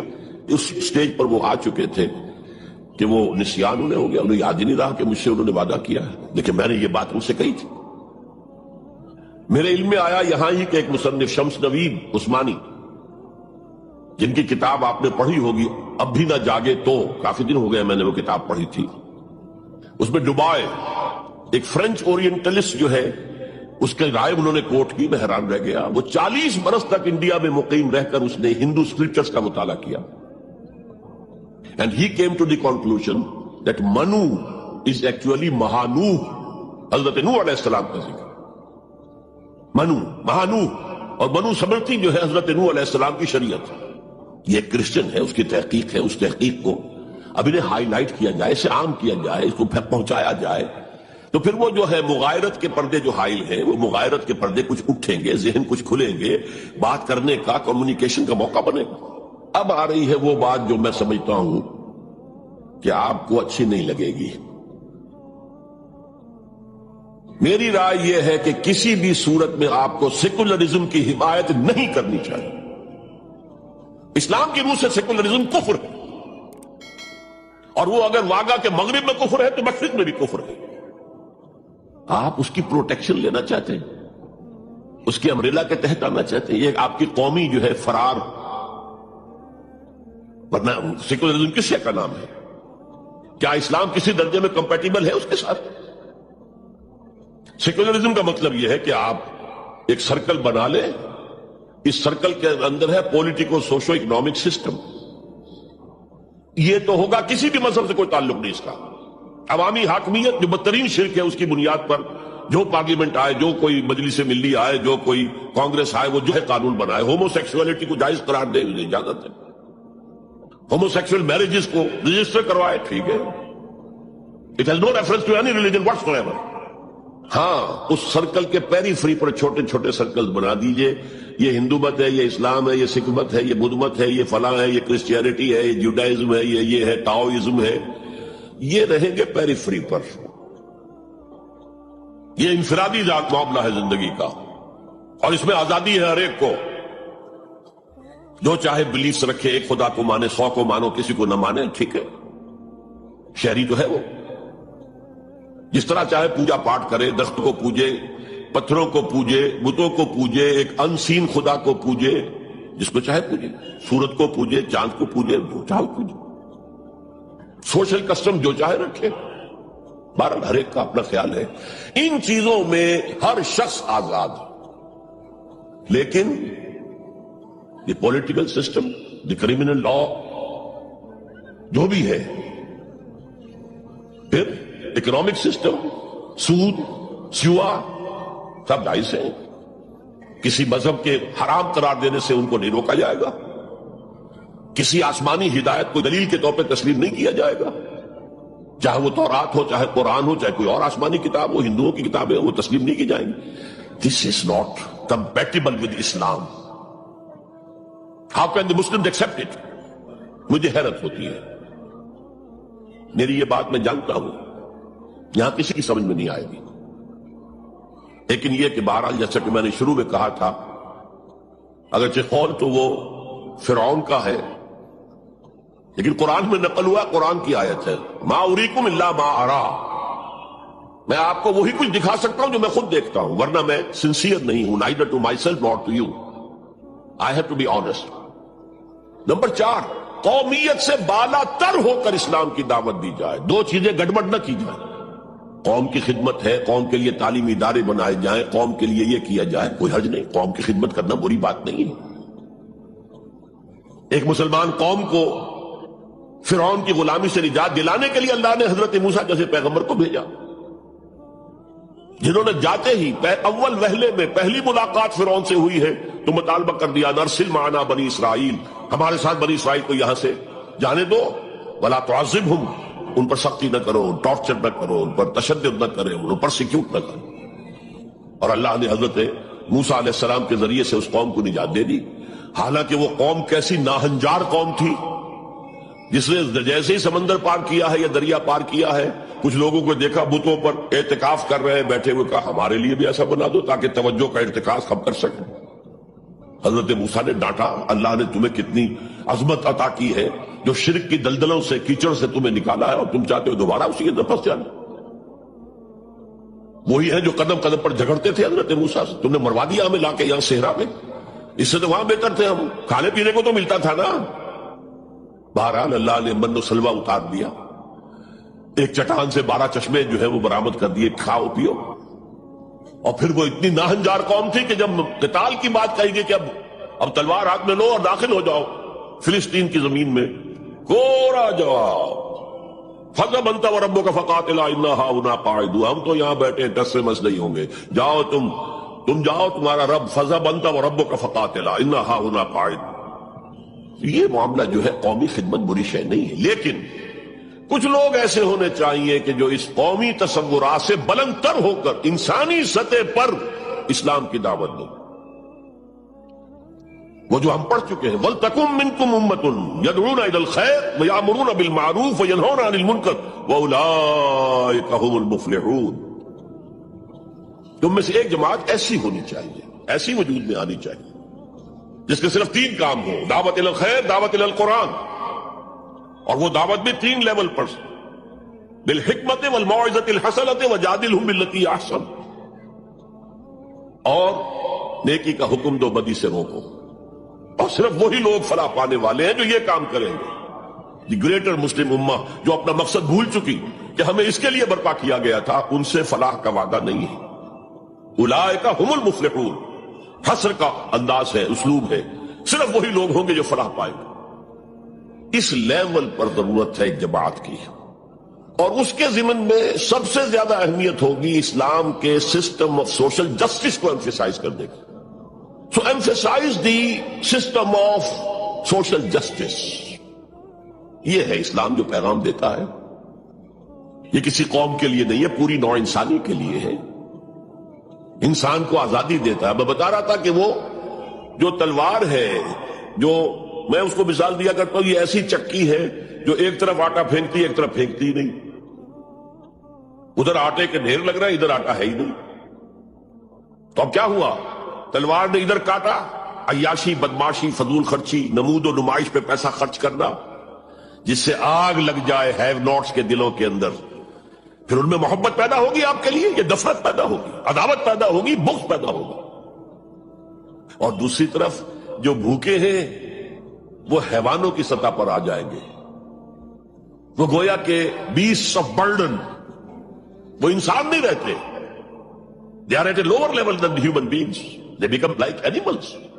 اور حدیث نبوی ہے کہ کاد الفقر و یکون کفرا، فقر جو ہے وہ تو قریب ہو لے آتا انسان کو کفر کے. دنیا نے تیری یاد سے بیگانہ کر دیا، تجھ سے بھی دل فریب ہے غم روزگار کے. یہ روزی کا جو غم ہے، کہاں تجھے پوجے، کہاں تیری عبادت کرے، کہاں تجھ سے لو لگائیں. ہمیں 2 وقت کی روٹی کے لیے، اور وہ بھی سوکھی سی کچھ ملتی ہے، اور دن کتنی پورے دن بھر کی کمر توڑ دینے والی مشقت ہم کرتے ہیں. تو اسلام کی دعوت جو ہے، نمبر 1 یہ قومیت سے بالا تر ہونی چاہیے، گڑبڑ نہ کرے. ایک ہی جماعت یہ دونوں کام نہ کرے، ورنہ سمجھا جائے گا کہ یہ بھی اصل میں اپنی قومی بالا تری اور بالا دستی کے لیے کام کر رہے ہیں. اپنی پرائرٹیز فکس کر لے. اگر اسلام کے لیے کام کرنا ہے تو قومی سطح سے بالا تر ہو جائے اور اصولی سطح پر اسلام کی دعوت دیں، اور اسلام کے system of political justice, social justice, economic justice کو نمایاں کریں. ان تمام چیزوں کے پیش نظر میں ایک بات، بہت بڑی بات کہہ رہا ہوں. حضور کی ایک حدیث ہے، مجھے مشرق کی طرف سے ٹھنڈی ہوا آ رہی ہے. اقبال نے جب ترانہ ہندی لکھا تھا اس میں کوٹ کیا تھا، میرے عرب کو آئی ٹھنڈی ہوا جہاں سے، میرا وطن وہی ہے، میرا وطن وہی. کیا جب ہم بہرحال اپنی جگہ پر سمجھ رہے تھے، اب بھی ہے امید کہ کسی طرح اللہ ہمیں توفیق دے دے، پاکستان میں وہ نظام قائم کر دے جو پوری انسانیت کے لیے ایک مینارہ نور بن جائے. یہی باتیں اقبال نے کہی تھی، میں کوٹ کر چکا ہوں کہ ڈیسٹنی ہے، تقدیر مبرم ہے کہ ہندوستان کے شمال مغرب میں ایک آزاد مسلمان ریاست قائم ہوگی. اور اگر ایسا ہو گیا تو ہمیں موقع مل جائے گا کہ اسلام کے چہرے سے جو بدنما داغ اور دھبے دور ملوکیت میں پڑ گئے تھے انہیں ہٹا کر جاگیرداری آ گئی تھی. دور ملوکیت میں سرمایہ داری آ گئی تھی. ابلیس کی مجلس شورا میں ابلیس سے کہلوایا ہے اقبال نے، ابلیس کی زبان سے وہ اپنا پیغام دے رہا ہے. جانتا ہوں میں یہ امت حامل قرآن نہیں ہے، وہی سرمایہ داری بندہ ہے مومن کا دین. جانتا ہوں میں کہ مشرق کی اندھیری رات میں بے ید بیضا ہے پیران حرم کی آستین. لیکن ایک عجیب بات کہی ہے، عصر حاضر کے تقاضاؤں سے ہے لیکن یہ خوف. It's a demand of history. عصر حاضر کے تقاضاؤں سے ہے لیکن یہ خوف، ہو نہ جائے آشکارا شرع پیغمبر کہیں. عصر حاضر کے تقاضے سمجھ لیجئے. کیپٹلزم کے رد عمل میں کمیونزم پیدا ہوا تھا، اب کمیونزم مر گیا ہے، اب کیپٹلزم بغلے بجا رہا ہے. ثابت ہو گیا کہ ہمارا نظام liberal secular democracy and capitalism based on free market and interest and every thing, یہ بہترین نظام ہے، اس سے بہتر کوئی نظام نہیں ہے. دیکھ لو وہ مرا پڑا ہوا کمیونزم، اس کی قبر بن گئی ہے. جس پر کہ پھر ہنٹنگٹن نے کہا نہیں میرا بھائی، اسے غلطی لگ رہی ہے فوکویاما کو، ابھی کلیش آف سیویلائزیشنز ہونا ہے، ہوگا. بہرحال یہ جو نوید تھی کہ آئے گی ٹھنڈی ہوا، ایک خیال یہ ہے، اب بھی ہے، شاید حالات جس نہج پر جا رہے ہیں شاید پاکستان اور افغانستان مل کر وہ جگہ بن جائے کہ جہاں پر اسلام کا نظام پورا کا پورا دی پولیٹیکو سوشو اکنامک سسٹم نافذ کر دیا جائے. فیکٹس آن دی گراؤنڈز کے اعتبار سے کوئی آثار نہیں ہے، لیکن there can be some divine, کوئی ایسا شکل پیدا ہو جائے اللہ کی طرف سے. میں اس سے مایوس نہیں ہوں، ابھی بالکل مایوس نہیں ہوں. اگرچہ تاحال ہم فیل ہو گئے اس میں، ہم تو وہی نظام جو دیش چھوڑ کر گیا تھا جو کا تو لے کر جا رہے ہیں. آپ بہت بہتر اس سے رہے اس اعتبار سے کہ آپ نے جاگیرداری کو تو ختم کر دیا. ہمارے ہاں تو جاگیردار مسلط ہے. جہاں جاگیردار مسلط ہوگا اور 70% آبادی جو ہے وہ دیہی ہے، گاؤں کی ہے، جاگیرداروں کے انگوٹھے تلے ہے، وہاں سیاست کیا ہوگی؟ سیاست جو ہے وہاں پر it's the musical chair game of the jagirdars and lords, اور کچھ بھی نہیں۔ بہرحال اللہ کرے کہ یہ اس بر عظیم سے، پاکستان بھی آخر اسی بر عظیم کا ایک حصہ تھا، بھارت اسی بر عظیم کا حصہ ہے، بنگلہ دیش اسی بر عظیم کا حصہ ہے۔ میں وہاں بھی گیا تھا تو میں نے کہا تھا کہ آپ یہاں نظام خلافت قائم کریں۔ وہاں خلافت اندولن ایک بڑی تحریک بھی اٹھی تھی، حافظ جی حضور کا نام آپ نے سنا ہوگا، بہت بڑے پیر تھے وہاں کے، جنہوں نے ایک موومنٹ شروع کی تھی کہ خلافت کا نظام قائم کیا جائے۔ لیکن یہ ہے کہ کیا عجب کہ ہندوستان کی قسمت میں ہوئی ہے۔ شمس نوید عثمانی صاحب نے جو بات کہی ہے وہ قابل غور یقیناً ہے، اگرچہ مجھے پڑھے ہوئے اس کتاب کو بہت دن ہو گئے ہیں، لیکن مجھے امید ہے کہ جو بات میں کہنے چلا ہوں وہ ان کی طرف غلط منسوب نہیں ہوگی، لفظی طور پر کوئی غلطی ہو سکتی ہے۔ انہوں نے یہ لکھا تھا کہ امت مسلمہ کی قیادت پہلے ملی ہے سامی النسل لوگوں کو، یہ میں آپ کو بتا چکا ہوں۔ First rise of the Muslim امہ، دین the first fall of the Muslim امہ، then the second rise of Muslim Ummah, then the second fall of Muslim Ummah, just as the first rise of Bani Israel, and then the first fall, and then the second rise, and then the second fall. The first rise of the Muslim Ummah was under the leadership of the Arabs. Who are these Arabs? Sami, Semitic. اگرچہ Europe میں Semitic کا لفظ استعمال ہوتا ہے یہودیوں کے لیے صرف، وہ بھی سامی ہے، عرب کی سامی النسل ہے۔ جب صلح کرائی تھی اور بغلگیر کروایا تھا کلنٹن نے شاہ حسین کو، اور اس وقت شامیر تھا یا کون تھا جو بھی وزیر تھا اس کا اسرائیل کا، بغلگیر ہو گئے، تو اس نے کہا تھا یو آر کزنس، بھائی تم ایک ہی باپ کے بیٹے ہو نا، یہ عرب اسماعیل کے بیٹے ہیں، ان کی اولاد ہیں، اور جو جیوز ہیں وہ حضرت اسحاق کی اولاد ہیں، حضرت اسحاق کے بیٹے حضرت یعقوب، ان کے 12 بیٹے، ان سے 12 نسلیں، 12 قبیلے جو ہیں بنی اسرائیل کے، تو یو آر کزنس۔ تو سامی النسل، پہلی قیادت سامی، حضرت سام، یہ بیٹے تھے حضرت نوح کے۔ Second rise of the Muslim امہ was under the leadership of the Turks, they are the progeny of یافس علیہ السلام، انہی کے بیٹوں میں گوگ اینڈ میگوگ کا نام بھی آیا ہے تورات میں، جوج اور ماجوج۔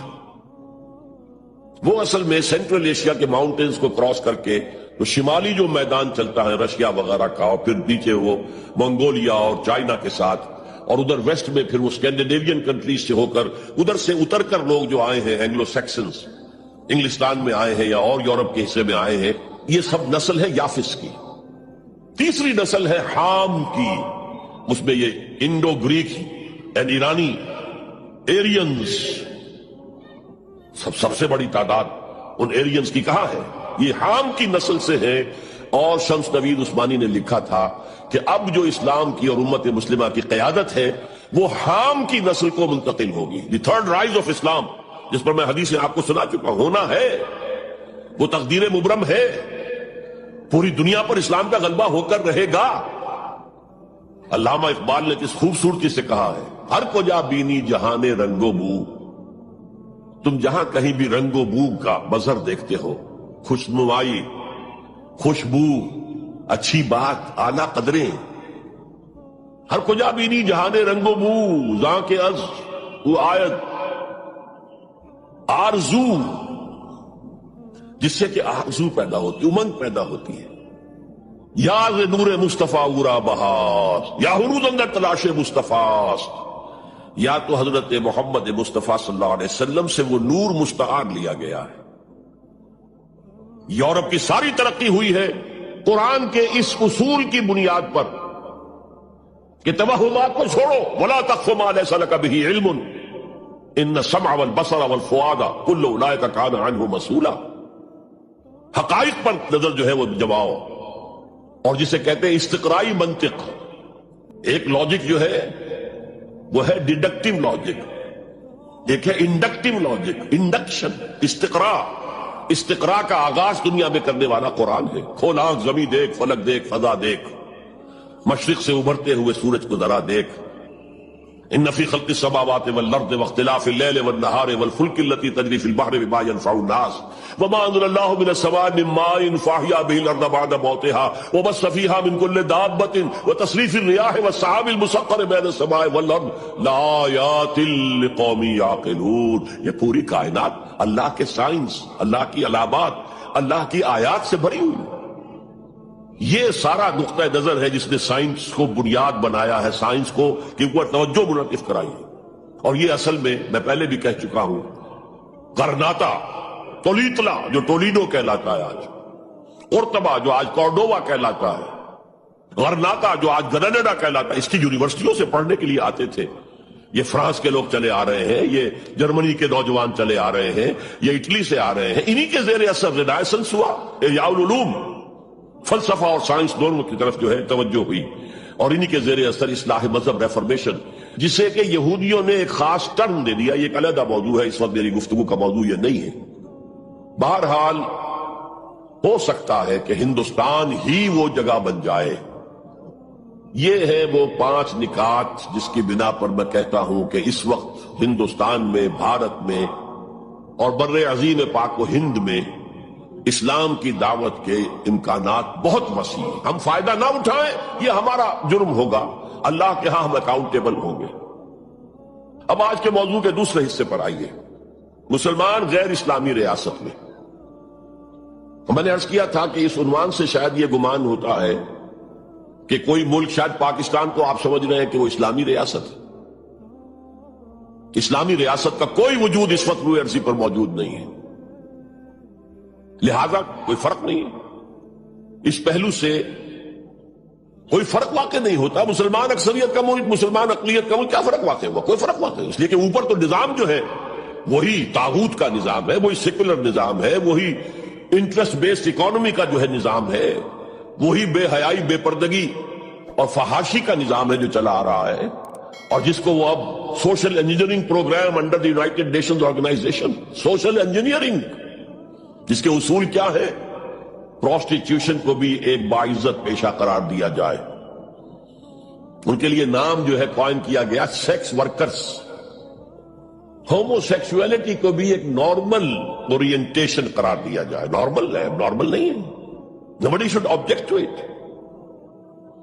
عورت اور مرد بالکل برابر ہوں، شادی کے قوانین کے ضمن میں بھی اور ہر اعتبار سے برابر، وراثت میں بھی برابر. اور عورت اگر گھر کا کام کرے تو ویج طلب کر سکتی ہے مرد سے، شوہر سے. اور اگر وہ حمل کی سختیاں برداشت کرے اور وضع حمل کی تکلیف برداشت کرے، اس پر بھی وہ معاوضہ مانگ سکتی ہے شوہر سے. اس طرح کی چیزیں سوشل انجینئرنگ پروگرام. معاشرے کا تیا پانچا ہو گیا ان کے ہاں. فیملی لائف کے ٹکڑے ہو گئے، بکھر گئی فیملی لائف، ہے ہی نہیں. شادی کا بندھن نہیں. We are living together, that's all. We are not married. بچے بھی ہو رہے ہیں، but we are not married. اس لیے کہ وہ میرج کے قوانین ایسے بنا دیے گئے کہ مرد اس کو گوارا کرنے کو تیار نہیں. آپ نے کسی سے میرج کی اور کچھ دنوں کے بعد آپ کی اس کے ساتھ لیبری طلاق دیں گے، آدھی پوری پراپرٹی، پورا اپنا سرمایہ آدھا دینا پڑے گا. کون مرد اس کے لیے تیار ہو؟ خام خواہ کائے کو؟ عورت کو تو مرد کی ضرورت ہے کہ نہیں ہے؟ وہ رہے گی میرے ساتھ. We are living together, we are not married. یہ ہے جو اقبال نے بات کہی تھی، وہ 100% پوری ہو چکی ہے.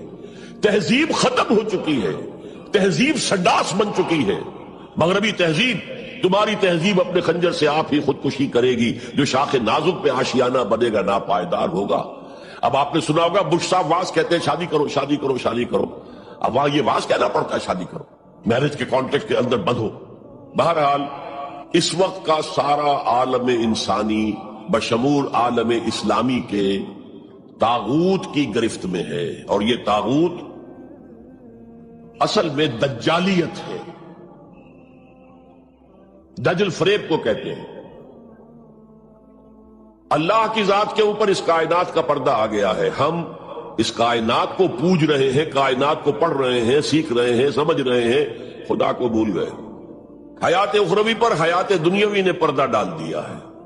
دجل اصل زندگی وہ ہے، اسے بھول گئے ہیں اور اس زندگی میں مگن ہے، گم ہے.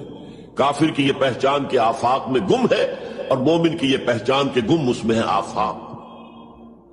یہ سارا نظام دجالیت کا نظام ہے اور پورے عالم اسلام پر یہ حاوی ہے، مسلط ہے، کوئی ایک ملک بھی اس سے بچا ہوا نہیں۔ اس پس منظر میں دیکھیے، اسلام ایک اصولی انقلابی دعوت ہے، بدلو اس نظام کو، بدلو اس نظام کو۔ یہ جتنا کام مشکل پاکستان میں اتنا ہی یہاں ہے، کیا فرق ہے؟ 57 سال ہو گئے ہمیں، جو ملک لیا تھا اسلام اسلام اسلام اسلام کی رٹ لگا کر، وہ کہاں اسلام لایا؟ مسجدیں عالی شان بنا دی ہے، ٹھیک ہے، لیکن اس کے علاوہ کیا؟ کہاں اسلام؟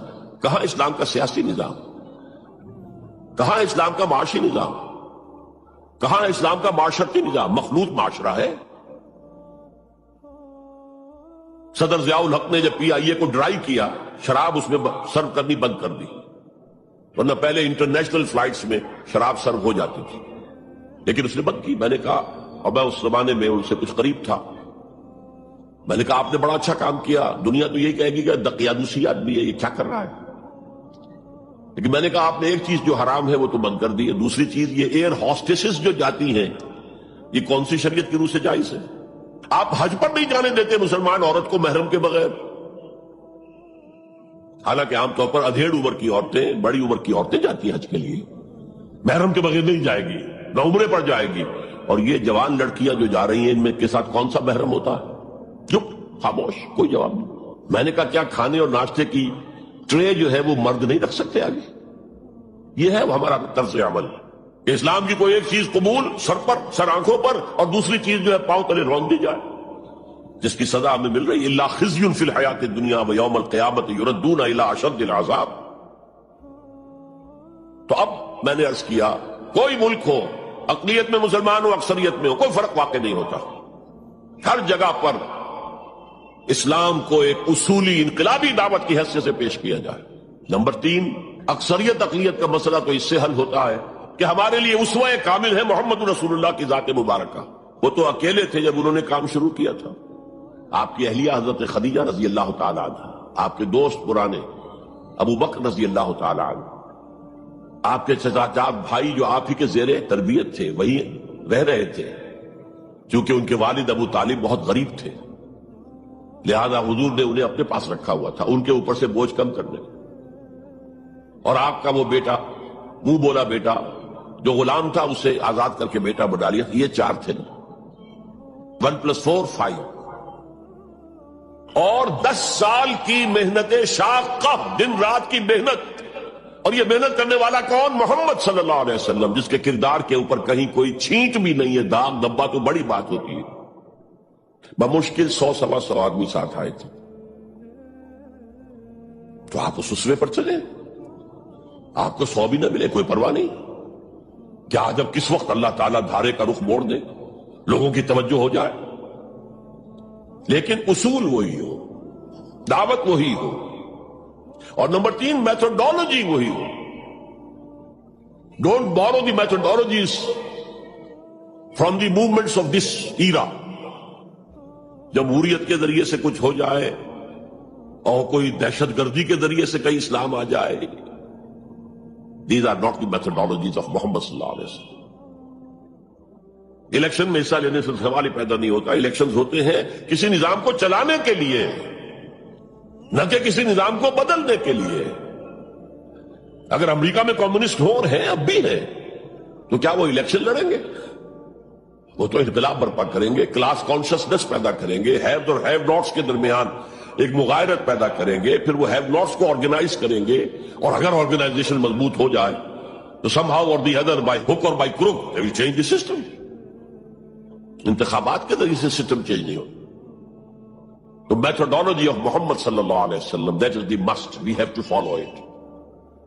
اس میں کس حد تک کامیابی ہو؟ حضور صلی اللہ علیہ وسلم ایک لائف سپین میں آپ نے سارا کام کر دیا۔ 10 برس میں تو بمشکل 125 آدمی ہاتھ آیا تھا، اور اگلے 10 برس میں ٹوٹل ریولوشن کمپلیٹ ہو گیا۔ آئندہ یہ کبھی نہیں ہو سکے گا، maybe we have to take generations, 3-4 generation میں جا کر بات پوری ہو، لیکن میتھڈالوجی وہی رہے گی۔ ٹائم فیکٹر جو ہے وہ بڑھ جائے گا، اور یہ عمل یقیناً کافی عرصے سے شروع ہو چکا ہے۔ وہ احساس میں آپ کے سامنے رکھ چکا ہوں۔ وہ احساس اب امت مسلمہ میں بڑے وسیع پیمانے پر ہے کہ اسلام صرف مذہب نہیں، دین ہے۔ دین اپنا غلبہ چاہتا۔ دین تو ہوتا ہی دین تب ہے جبکہ وہ غالب ہو، دین مغلوب ہو گیا تو مذہب ہو گیا۔ اس اعتبار سے یہ احساس اب کافی بڑے حلقے کے اندر موجود ہے۔ البتہ میتھوڈالوجی کے بارے میں امت مسلمہ بھٹک رہی ہے ادھر سے ادھر۔ اقبال نے جو شعر کہا تھا کہ نشان راہ دکھاتے تھے جو ستاروں کو، ترس گئے ہیں کسی مرد راہ داں کے لیے۔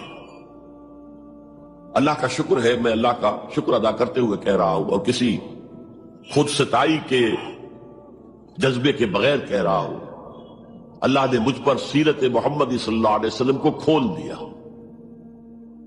جیسے میں نے پرسوں کہا تھا کہ ایک حدیث نے تاریخ کے ایک بہت بڑے صندوق کو میرے لیے کھول دیا۔ لَيَأْتِيَنَّ عَلَىٰ أُمَّتِي مَا أَتَىٰ عَلَىٰ بَنِي إِسْرَائِيلَ حَسْبَ النَّعْلِ بِالنَّعْلِ۔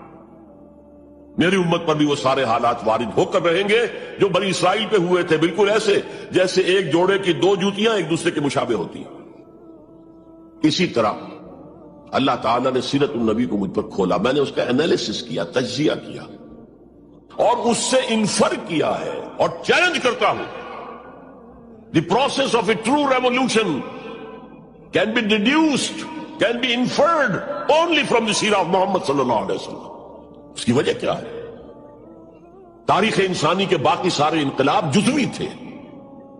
فرینچ ریولوشن میں صرف سیاسی نظام بدلا اور کچھ بھی نہیں بدلا، عقائد وہی رہے، اخلاق وہی رہے، معاشی نظام وہی رہا جو پہلے تھا، صرف سیاسی نظام بدلا۔ بولشوک ریولوشن میں معاشی نظام بدلا، باقی معاشرہ وہی تھا، سوشل ویلیوز وہی تھی، وہی عیسائیت جو کہ تو قائم تھی۔ صرف ایک ریولوشن ہے پوری ہیومن ہسٹری میں جس نے ٹوٹل چینج کیا، عقیدے بدل گئے، اخلاق بدل گئے، صبح و شام کے انداز بدل گئے، شب و روز کے نقشے بدل گئے، نظام بدل گیا، سیاسی نظام، نیا سیاسی نظام۔ میں آپ کو بتا چکا ہوں the historical role of Islam پر ایم این رائے کی کتاب پڑھیے اسے۔ اچھا، اور یہ تاریخی انقلاب، عظیم ترین انقلاب تاریخ کا، یہ ایک لائف سپین میں مکمل ہو گیا۔ فرینچ ریولوشن کے لیے فکر دینے والے روسو، والٹیئر وغیرہ بیسیو جو ہے صاحب قلم تھے، ان کا ایکچوئل انقلاب برپا کرنے میں کوئی حصہ نہیں۔ they were men of the letters، desk workers تھے، بیٹھ کر لکھ سکتے تھے، میدان میں آ کر لیڈ نہیں کر سکتے تھے۔ یہی وجہ ہے کہ فرینچ ریولوشن بڑا بلڈی ریولوشن تھا، بہت خون بہا ہے، فساد، ہنگامہ۔ there was no leader، leaderless mob. ایک فکر تو آ گیا لیکن موب تو بالکل لیڈرلیس تھا۔ بولشوک ریولوشن کے اندر میں نے بتایا آپ کو، اس کا فکر دینے والے مارکس اور اینجلز، وہ تو جرمنی میں بیٹھ کر کتاب لکھی ہے اور وہ تکمیل اس کی ہے داس کیپیٹال کی انگلستان کے اندر۔ انگلستان میں آج تک وہ انقلاب نہیں آیا۔ یہ بولشوکس نے رشیا کے اندر اور عین وقت کے اوپر آ کر لینن نے اس کی قیادت سنبھال لی، ہائی جیک کیا۔ ادروائز دی بولشوکس ور مور امپورٹنٹ۔ بہرحال یہاں یہ ہے کہ ایک شخص ہے، وہ ایک شخص سے دعوت شروع کر رہا ہے، تنکا لا کر اپنا گھونسلہ بنا رہا ہے، اور پھر وہی شخص جو اسٹریٹ پریچر تھا وہی آرمیز لیڈ کر رہا ہے۔ تو methodology of a revolution can be deduced only, the only source if you want to know what is the methodology of a true revolution, the only source is the سیرہ of محمد صلی اللہ علیہ وسلم۔ اور جیسا کہ میں نے آپ کو بتایا تھا حدیث نبوی کہ حضور نے 5 ادوار گنوائے تھے اپنے دور سے لے کر، دور نبوت، دور خلافت علی منہاج النبوہ جسے ہم خلافت راشدہ کہتے ہیں، حدیث میں لفظ ہے خلافہ علی منہاج النبوہ، نبوت کے نقش قدم پر خلافت، پھر تیسری کاٹ کھانے والی ملوکیت، چوتھی غلامی والی ملوکیت، جبکہ انگریزوں کے غلام ہو گئے، فرانسیسیوں کے غلام ہو گئے، اطالویوں کے غلام ہو گئے، اسپینیئرز کے غلام ہو گئے، ڈچ کے غلام ہو گئے، پورچوگیز کے غلام ہو گئے، اور اس کے بعد آپ نے فرمایا پھر خلافت علی منہاج النبوت کا دور آئے گا۔ اور اس کے ضمن میں امام مالک رحمۃ اللہ علیہ کا ایک بڑا ذری قول ہے، لن يصلح آخر هذه الامة الا بما صلح به اولها۔ اس امت کے آخری حصے کی، آخری حصہ کون سا ہوگا؟ خلافت علی منہاج النبوۃ۔ آخری حصے کی اصلاح ہرگز نہیں ہو سکے گی مگر اسی طریق پر جس طریق پر کہ پہلے حصے کی اصلاح ہوئی تھی، طریق محمدی صلی اللہ علیہ وسلم۔ ہم جب دیکھتے ہیں محمد کا نقشہ مکے میں صلی اللہ علیہ وسلم، تو وہ نبی تھا یا نہیں تھا یہ تو علیحدہ ہے، لیکن نبیوں کا سا نقشہ ہے۔ درویشی ہے، لوگ گالیاں دے رہے ہیں، کوئی پاگل کہہ رہا ہے، وہ دعائیں دے رہے ہیں، پتھراؤ کیا جا رہا ہے، وہ پھر بھی بد دعا نہیں دیتے۔ درویشی، دعوت، تبلیغ، جیسے مسیح کبھی وہاں گئے واس کر رہے، کبھی وہاں گئے واس کر رہے، کبھی وہاں گئے واس کر رہے، ایسے حضور سٹریٹ پریچنگ بھی کر رہے ہیں۔ جو میلے ہوتے تھے، بازار لگتے تھے، ان میں جا کے تبلیغ کرتے تھے، تقریریں کرتے تھے۔ تو یہ نقشہ تو ہے، نقشہ یہ تو ہے۔ وہ تھے یا نہیں تھے اس کو چھوڑ دو، لیکن یہ نقشہ جو ہے نبیوں کا ہے۔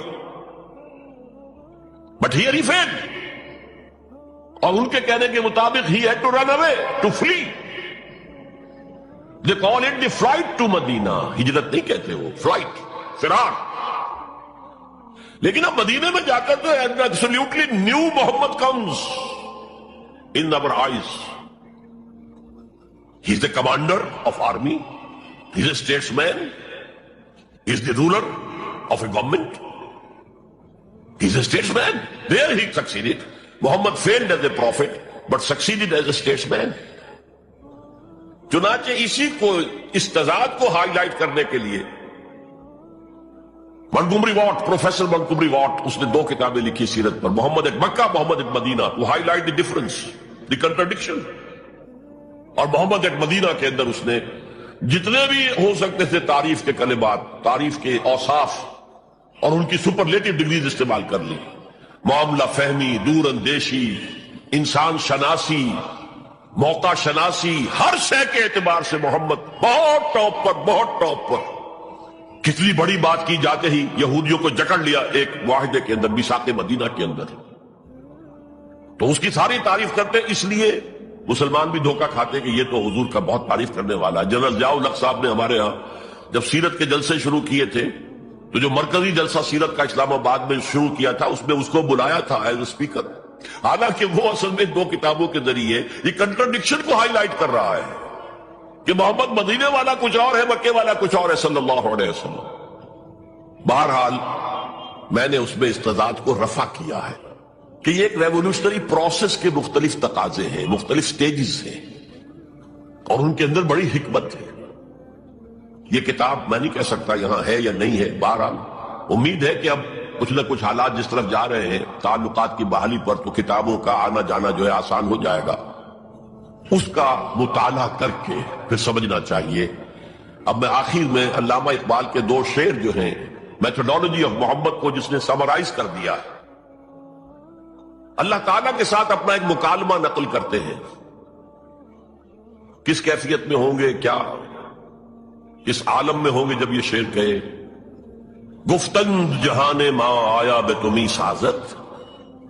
اللہ نے مجھ سے کہا، اے اقبال، ہم نے تمہیں جس دنیا میں بھیجا ہے وہ تمہیں اچھی لگی، اچھی ہے، سازگار ہے تمہارے لیے؟ گفتم کے نمی سازت۔ میں نے کہا نہیں، مجھے پسند نہیں، یہ تو ریپریسو ہے، یہ ایکسپلائٹیٹو ہے۔ ایک اور شعر ہے ان کا اردو کا، تو قادر و عادل ہے مگر تیرے جہاں میں ہے تلخ بہت بندہ مزدور کے اوقات۔ تو مجھے تو پسند نہیں ہے یہ دنیا، گفتم کے نمی سازت، گفتند کے برہم زن، اچھا توڑ دو اس کو، پھوڑ دو، ختم کر دو اس کو۔ اور کیسے کرو؟ 2 مصروں میں، با نشہ درویشی در ساز و دمادم زن۔ پہلا مرحلہ درویشی کا ہے، دعوت کا ہے، تبلیغ کا ہے۔ تمہیں جو کہا جائے، پاگل کہا جائے، مجنون کہا جائے، شاعر کہا جائے، ساحر کہا جائے، مسحور سنو اور برداشت۔ مار کھانی پڑتی ہے، کھاؤ، پتھراؤ ہوتا ہے، سہو اپنے جسم اثر پر۔ بانشہ درویشی در ساز و دمادم، بدھ مت کے بھکشو بن جاؤ، لیکن چوں پختہ شوی، جب پختہ ہو جاؤ، تیار ہو جاؤ، معتدب تعداد میں لوگ تمہیں مل جائیں، وہ منظم ہوں، وہ سم و تعات کی پابندی کرتے ہوں، وہ اپنے وجود پر اپنے گھر میں اسلام نافذ کر چکے ہوں، اگر یہ طاقت حاصل ہو جائے، چوں پختہ شوی خود را بر سلطنت جم زن، تو اپنے آپ کو سلطنت جم کے ساتھ ٹکرا دو۔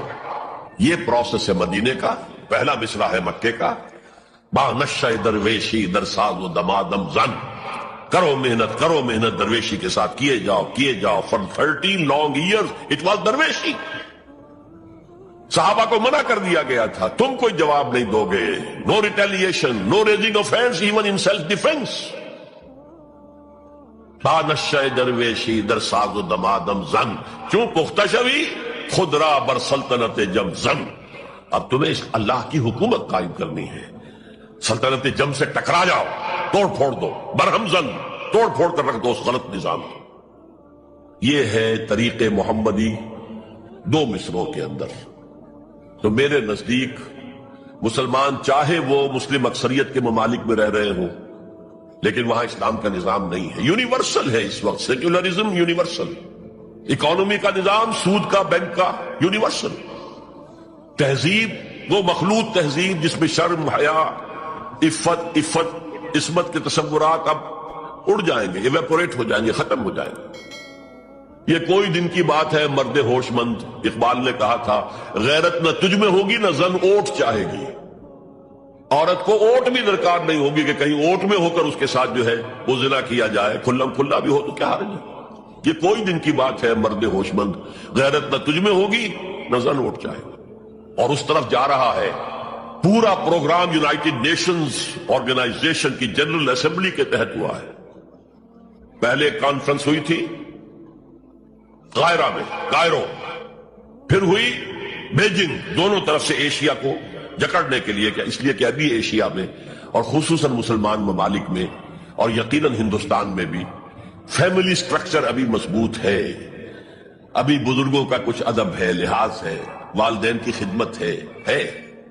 ابھی شرم اور حیا کے کچھ اثرات ہیں, اگرچہ ہمارا ایلیٹ طبقہ جا چکا, مغربی رنگ کے اندر رنگا جا چکا ہے, لیکن یہ کہ ہیں. اور اس کو توڑنے کے لیے ادھر کائرو کانفرنس, ادھر بیجنگ کانفرنس, پھر Beijing +5 conference under the auspices of United Nations organization.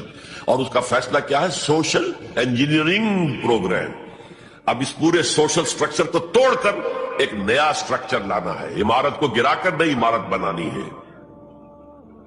گفت رومی ہر بنائے کوہنا کا باداں کنند, تو نہ دانی اولا تعمیر را ویرا کرند. رومی نے کہا ہے کہ جو بھی کوئی بنائے کوہنا ہے, پرانا نظام ہے, اس کو اگر آپ تلپٹ کرنا چاہتے ہیں, کوئی اور نیا نظام لانا چاہتے ہیں, تو پہلے نظام کو گرانا پڑے گا, پہلی عمارت کو گرانا پڑے گا. تو یہ سوشل سٹرکچر جو ٹوٹ پھوٹ چکا ہے ویسٹ میں, اب وہ چاہتے ہیں کہ ایسٹ میں بھی ٹوٹ پھوٹ جائے.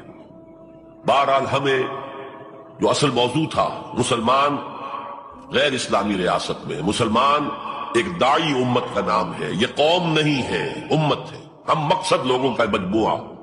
وَلْتَكُن مِّنكُمْ أُمَّةٌ يَدْعُونَ إِلَى الْخَيْرِ وَيَأْمُرُونَ بِالْمَعْرُوفِ وَيَنْهَوْنَ عَنِ الْمُنكَرِ. داعی بن کر کھڑے ہوں, اور یہ دعوت ریولوشن اورینٹڈ ہونی چاہیے, نظام کو بدلنے کی تیاری کرنے والی دعوت. کہیں بھی ہو, مسلم مائنورٹی کنٹری میں ہو, مسلم میجورٹی کنٹری میں ہو, یہاں تک کہ چاہے اکیلا ہو کوئی شخص دنیا کے اندر کسی ملک میں, he has to do it, اگر وہ مسلمان ہے, بلکہ صحیح معنی میں اگر وہ بندہ مومن ہے. اقول قولی ھذا واستغفر اللہ لی ولکم ولسائر المسلمین والمسلمات. سوال و جواب کے سیشن کی طرف چل رہا ہوں. پہلا سوال محمد عادل ہیں. What are the rights of a non Muslim in a Muslim state? Kindly explain the concept of جزیہ. یہ بڑا اچھا سوال ہے. میں مسلم اسٹیٹ کا تو نہیں کہتا, اس لیے کہ وہ تو آج کل اس سے سیکولر نظاموں پر چل رہے ہیں, ایکول سٹیزن شمار ہوتے. لیکن اسلامک اسٹیٹ میں یہ ہے کہ نان مسلم ول بی مائنورٹیز. جیسے میں نے کہا, یہاں مسلمانوں کو مائنورٹی اسٹیٹس اپنے لیے قبول کر لینا چاہیے, کیونکہ آپ نے ایک علیحدہ قوم ہونے کے مطالبے پر اور دعوے پر آپ نے, یہ تو ہندوؤں کے لیے تو بھارت ماتا اتنا ہی متبرک تھا جتنا کہ گو ماتا, آپ نے اس کے ٹکڑے کرا دیے. اور اس میں بڑا ہاتھ آپ لوگوں کا ہے, آپ کے آباء و اجداد کا, ہندوستان کے رہنے والوں کا. مسلم لیگ کی قیادت بیسیکلی مائنورٹی پروونسز سے تھی. بہرحال ایک اسلامی ریاست میں غیر مسلم اگرچہ ایکول سٹیزن نہیں ہوگا, پروٹیکٹڈ مائنورٹی ہوگا. یہ پروٹیکشن جو ہے اسی کے لیے لفظ ذمہ ہے, ذمہ داری آپ بولتے ہیں اردو میں. اسلامی ریاست کی ذمہ داری ہوگی اس کی پروٹیکشن, اسے پوری مذہبی آزادی حاصل ہوگی, اس کی عبادت گاہوں کی حفاظت مسجدوں سے زیادہ کی جائے گی. یہ سورہ حج کی ایک آیت ہے, لہدمت صوامع وبیع وصلوات ومساجد یذکر فیہا اسم اللہ کثیرا. اگر اللہ تعالیٰ دنیا میں کسی قوم کو دوسری قوم کے ذریعے دفع نہ کرتا رہتا، جب کوئی قوم گل سڑ جاتی ہے تو اسے ہٹاتا ہے، کسی کے ذریعے سے تباہ کر دیتا. اگر ایسا نہ ہوتا تو یہ سارے گرجے، راہب گھر اور یہودیوں کی یہ ساری سولوتا، سینیگوگس اور مسجدیں سب ختم ہو جاتی، برباد ہو جاتی، تباہی ہو جاتی. تو مسجدوں کا ذکر بعد میں آ رہا ہے، چرچز کا، راہب خانوں کا، خانقاہوں کا اور جیوش سینیگوگس کا پہلے ہو رہا ہے. اسی طرح انہیں پوری اجازت ہوگی کہ وہ اپنی نیکسٹ جنریشن کو اپنی جو تعلیم دینا چاہیں دیں. انہیں پرسنل لا مکمل اختیار حاصل ہوگا، شادی بیاہ جس طرح چاہیں کریں، طلاق یا سیپریشن کی کوئی شکل رکھنا چاہیں نہ رکھنا چاہیں یہ ان کا معاملہ ہے. یہاں تک کہ انہیریٹنس لا بھی ان کا اپنا ہوگا. پھر ان کے لیے تمام مواقع ہوں گے، وہ سرکاری ملازمتوں میں جائیں، وہ کاروبار کریں، وہ پروفیشنز کے اندر انٹر ہوں، اس کا حاصل کریں اور پریکٹس کریں. البتہ بس دو چیزیں نہیں ہوگی. ایک، لیجسلیٹو پروسیس میں ان کو ایسوسیٹ نہیں کیا جائے گا. ان کی اسمبلی علیحدہ ہو، وہ اپنے ووٹوں سے منتخب کریں تاکہ اپنے مسائل پر حکومت سے گفتگو کر سکے. معلوم ہو حکومت کو کہ یہ نمائندے ہیں اس کمیونٹی کے، تو ان سے بات کریں. لیکن یہ ہے کہ جو مین لیجسلیٹو اسمبلی ہوگی اس میں نہیں آئے گا غیر مسلم، اس لیے کہ قانون سازی کے لیے وہاں سورس کیا ہے؟ قرآن اور سنت. دے بلیو ان نائدر، نہ قرآن کو مانتے ہیں نہ رسول کو مانتے ہیں کہ اس کی سنت کی کوئی حیثیت ہو. تو اس ایبسولوٹلی لاجیکل. اور دوسرے یہ کہ جو ریاست کے ہائیسٹ لیول کی پالیسی میکنگ ہوگی اس میں ایسوسیٹ نہیں کیا جائے گا، کیونکہ اسلامک اسٹیٹ کی ہائیسٹ پالیسی کیا ہوگی؟ To propagate Islam, to export the Islamic revolution. And from a non Muslim we can't expect to subscribe to this object. دو چیزیں ہیں یہ جن میں باقی وہ فوجی ملازمت ان پر لازم نہیں ہوگی، مسلمانوں پر لازم ہوگی. جب چاہیں گے مسلمان جو ہے ان کو لے آیا جائے گا، ان پر نہیں ہوگی. وہ چاہیں تو شامل ہو جائے، نہ چاہیں تو نہیں، ان پر جبر نہیں ہوگا.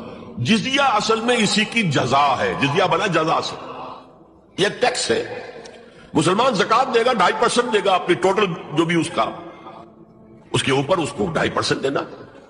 یہاں انڈیویجول جو ہے غیر مسلم ان پر ٹیکس. تو ہم اس وقت جو ریاستیں سیکولر ہیں ہم سب جزیہ دے رہے ہیں، ٹیکس دے رہے ہیں کہ نہیں دے رہے؟ تو یہ اصل میں جزا ہے. تو ایک تو ذمہ کا لفظ گالی بنا دیا گیا، حالانکہ ذمہ کے معنی ہے جن کی پروٹیکشن کی ذمہ داری اسلامی حکومت لیتی ہے. اور نمبر 2 جزیہ تو ٹیکس ہے. باقی یہ ہے کہ انہیں باقی ساری آزادیاں حاصل ہوگی. تو یہ ہے اسلامی ریاست میں غیر مسلموں کا سٹیٹس اور ان کے حقوق، جیسے کہ میں سمجھتا ہوں. واللہ عالم. ایک خاتون ہے مریم، ان کا سوال ہے کہ اگر انڈیا اور پاکستان نہیں بنتے تو آپ کی نظر میں آج اسلام کس حالت میں ہوتا؟ بڑا سینسیٹیو کوسچن ہے اور پولیٹیکل کوسچن ہے. میں نہیں چاہتا یہاں، اگرچہ میں نے آج مشورہ دیا ہے جس کا تعلق پولیٹیکل ایٹیٹیوڈ سے ہے. میرے نزدیک اس وقت اگر ملک متحد ہوتا تو جو جذبات اندر جو پلے ہوئے تھے، جو ہے پھوڑا، وہ پکا ہوا تھا. اس وقت اس کا ظہور بہت دوسری شکل میں ہوتا. اور میرے نزدیک یہ ملک علیحدہ بن جانے سے، اس کے بعد اتنا وقت گزرنے سے جو سودنگ ہو گئی ہے، تو اب صورتحال جو ہے وہ بہتر ہو جائے گی انشاءاللہ. انہی خاتون کا ایک دوسرا حصہ ہے سوال کا، وہ بھی بڑا اہم ہے. وہ کہتی ہیں کہ آج آپ نے عرض کیا کہ قائد اعظم چاہتے تھے کہ ہمارے تعلقات یو ایس اے اور کینیڈا جیسے ہوں، لیکن میری دلی آرزو یہ ہے کہ ہم اگست سن 47 سے پہلے جیسے تھے ویسے ہو جائیں. کیا ایسا نہیں ہو سکتا؟ یہ تو اللہ کو معلوم ہے، ہو سکتا یا نہیں ہو سکتا. ظاہر بات ہے کہ ہر ہندو کے دل کی تو پکار یہی ہے کہ مہا بھارت دوبارہ وجود میں آ جائے اور یہ ٹکڑے ختم ہو جائیں. لیکن اللہ جانتا ہے کہ کیا بہتر ہے. اصل میں اگر ہمیں وہ خطہ نہ ملتا اور یہ جوائنٹ رہتا ایک ملک، تو یہاں کوئی امکان نہیں تھا کہ اسلامی نظام قائم ہو سکے. لیکن اس میں امکان اللہ نے پیدا کر دیا تھا. لیکن یہ کہ یہ دوسری بات ہے that we have failed up till now. اسلامی نظام کو ہم قائم نہیں کر سکے، it's our failure. لیکن اللہ نے ہمارے اوپر حجت قائم کر دی تھی کہ لو، یہ تمہیں چاہیے آزاد ملک اور تم کہتے ہو ہم اسلام قائم کرنے کے لیے، تو لو فننظر کیف تعملون، ہم دیکھیں گے تم کیا کرتے ہو. ابو ارقم صاحب ہیں، ان کا سوال ہے قرآن مجید میں تصویر کشی کو حرام کہا گیا ہے، یہاں پر جو ویڈیوگرافی ہو رہی ہے اس کی اسلام میں کہاں تک گنجائش ہے؟ کچھ لوگ ٹی وی کو بھی حرام کہتے ہیں، برائے مہربانی وضاحت کریں۔ ایک تو آپ کو مغالطہ یہ ہے کہ قرآن مجید میں تصویر کشی کو حرام قرار دیا گیا، قرآن میں کہیں یہ حکم موجود نہیں ہے، بلکہ قرآن میں تو حضرت سلیمان کے بارے میں آتا ہے کہ ان کے لیے جو جنات جو تھے ان کی غلامی میں وہ تماثیل بھی بناتے تھے، مجسمے بھی بناتے تھے، تو مجسمہ سازی بھی حرام نہیں تھی اس وقت۔ اصل میں یہ حدیث نبوی ہے صلی اللہ علیہ وسلم کہ تصویر بنانا اور مجسمہ بنانا جاندار چیز کا وہ حرام ہے۔ اب اس میں اس وقت تک کیمرہ ایجاد نہیں ہوا تھا، بلکہ ہاتھ سے تصویر بنتی تھی، جاندار کی تصویر بن رہی ہے تو ہاتھ سے، مجسمہ بن رہا ہے تو ہاتھ سے، تو اس کے تو حرمت پر پوری امت متفق ہے۔ لیکن جب کیمرہ ایجاد ہو گیا تو ایک نئی چیز آ گئی نا، اس میں اختلاف ہو گیا۔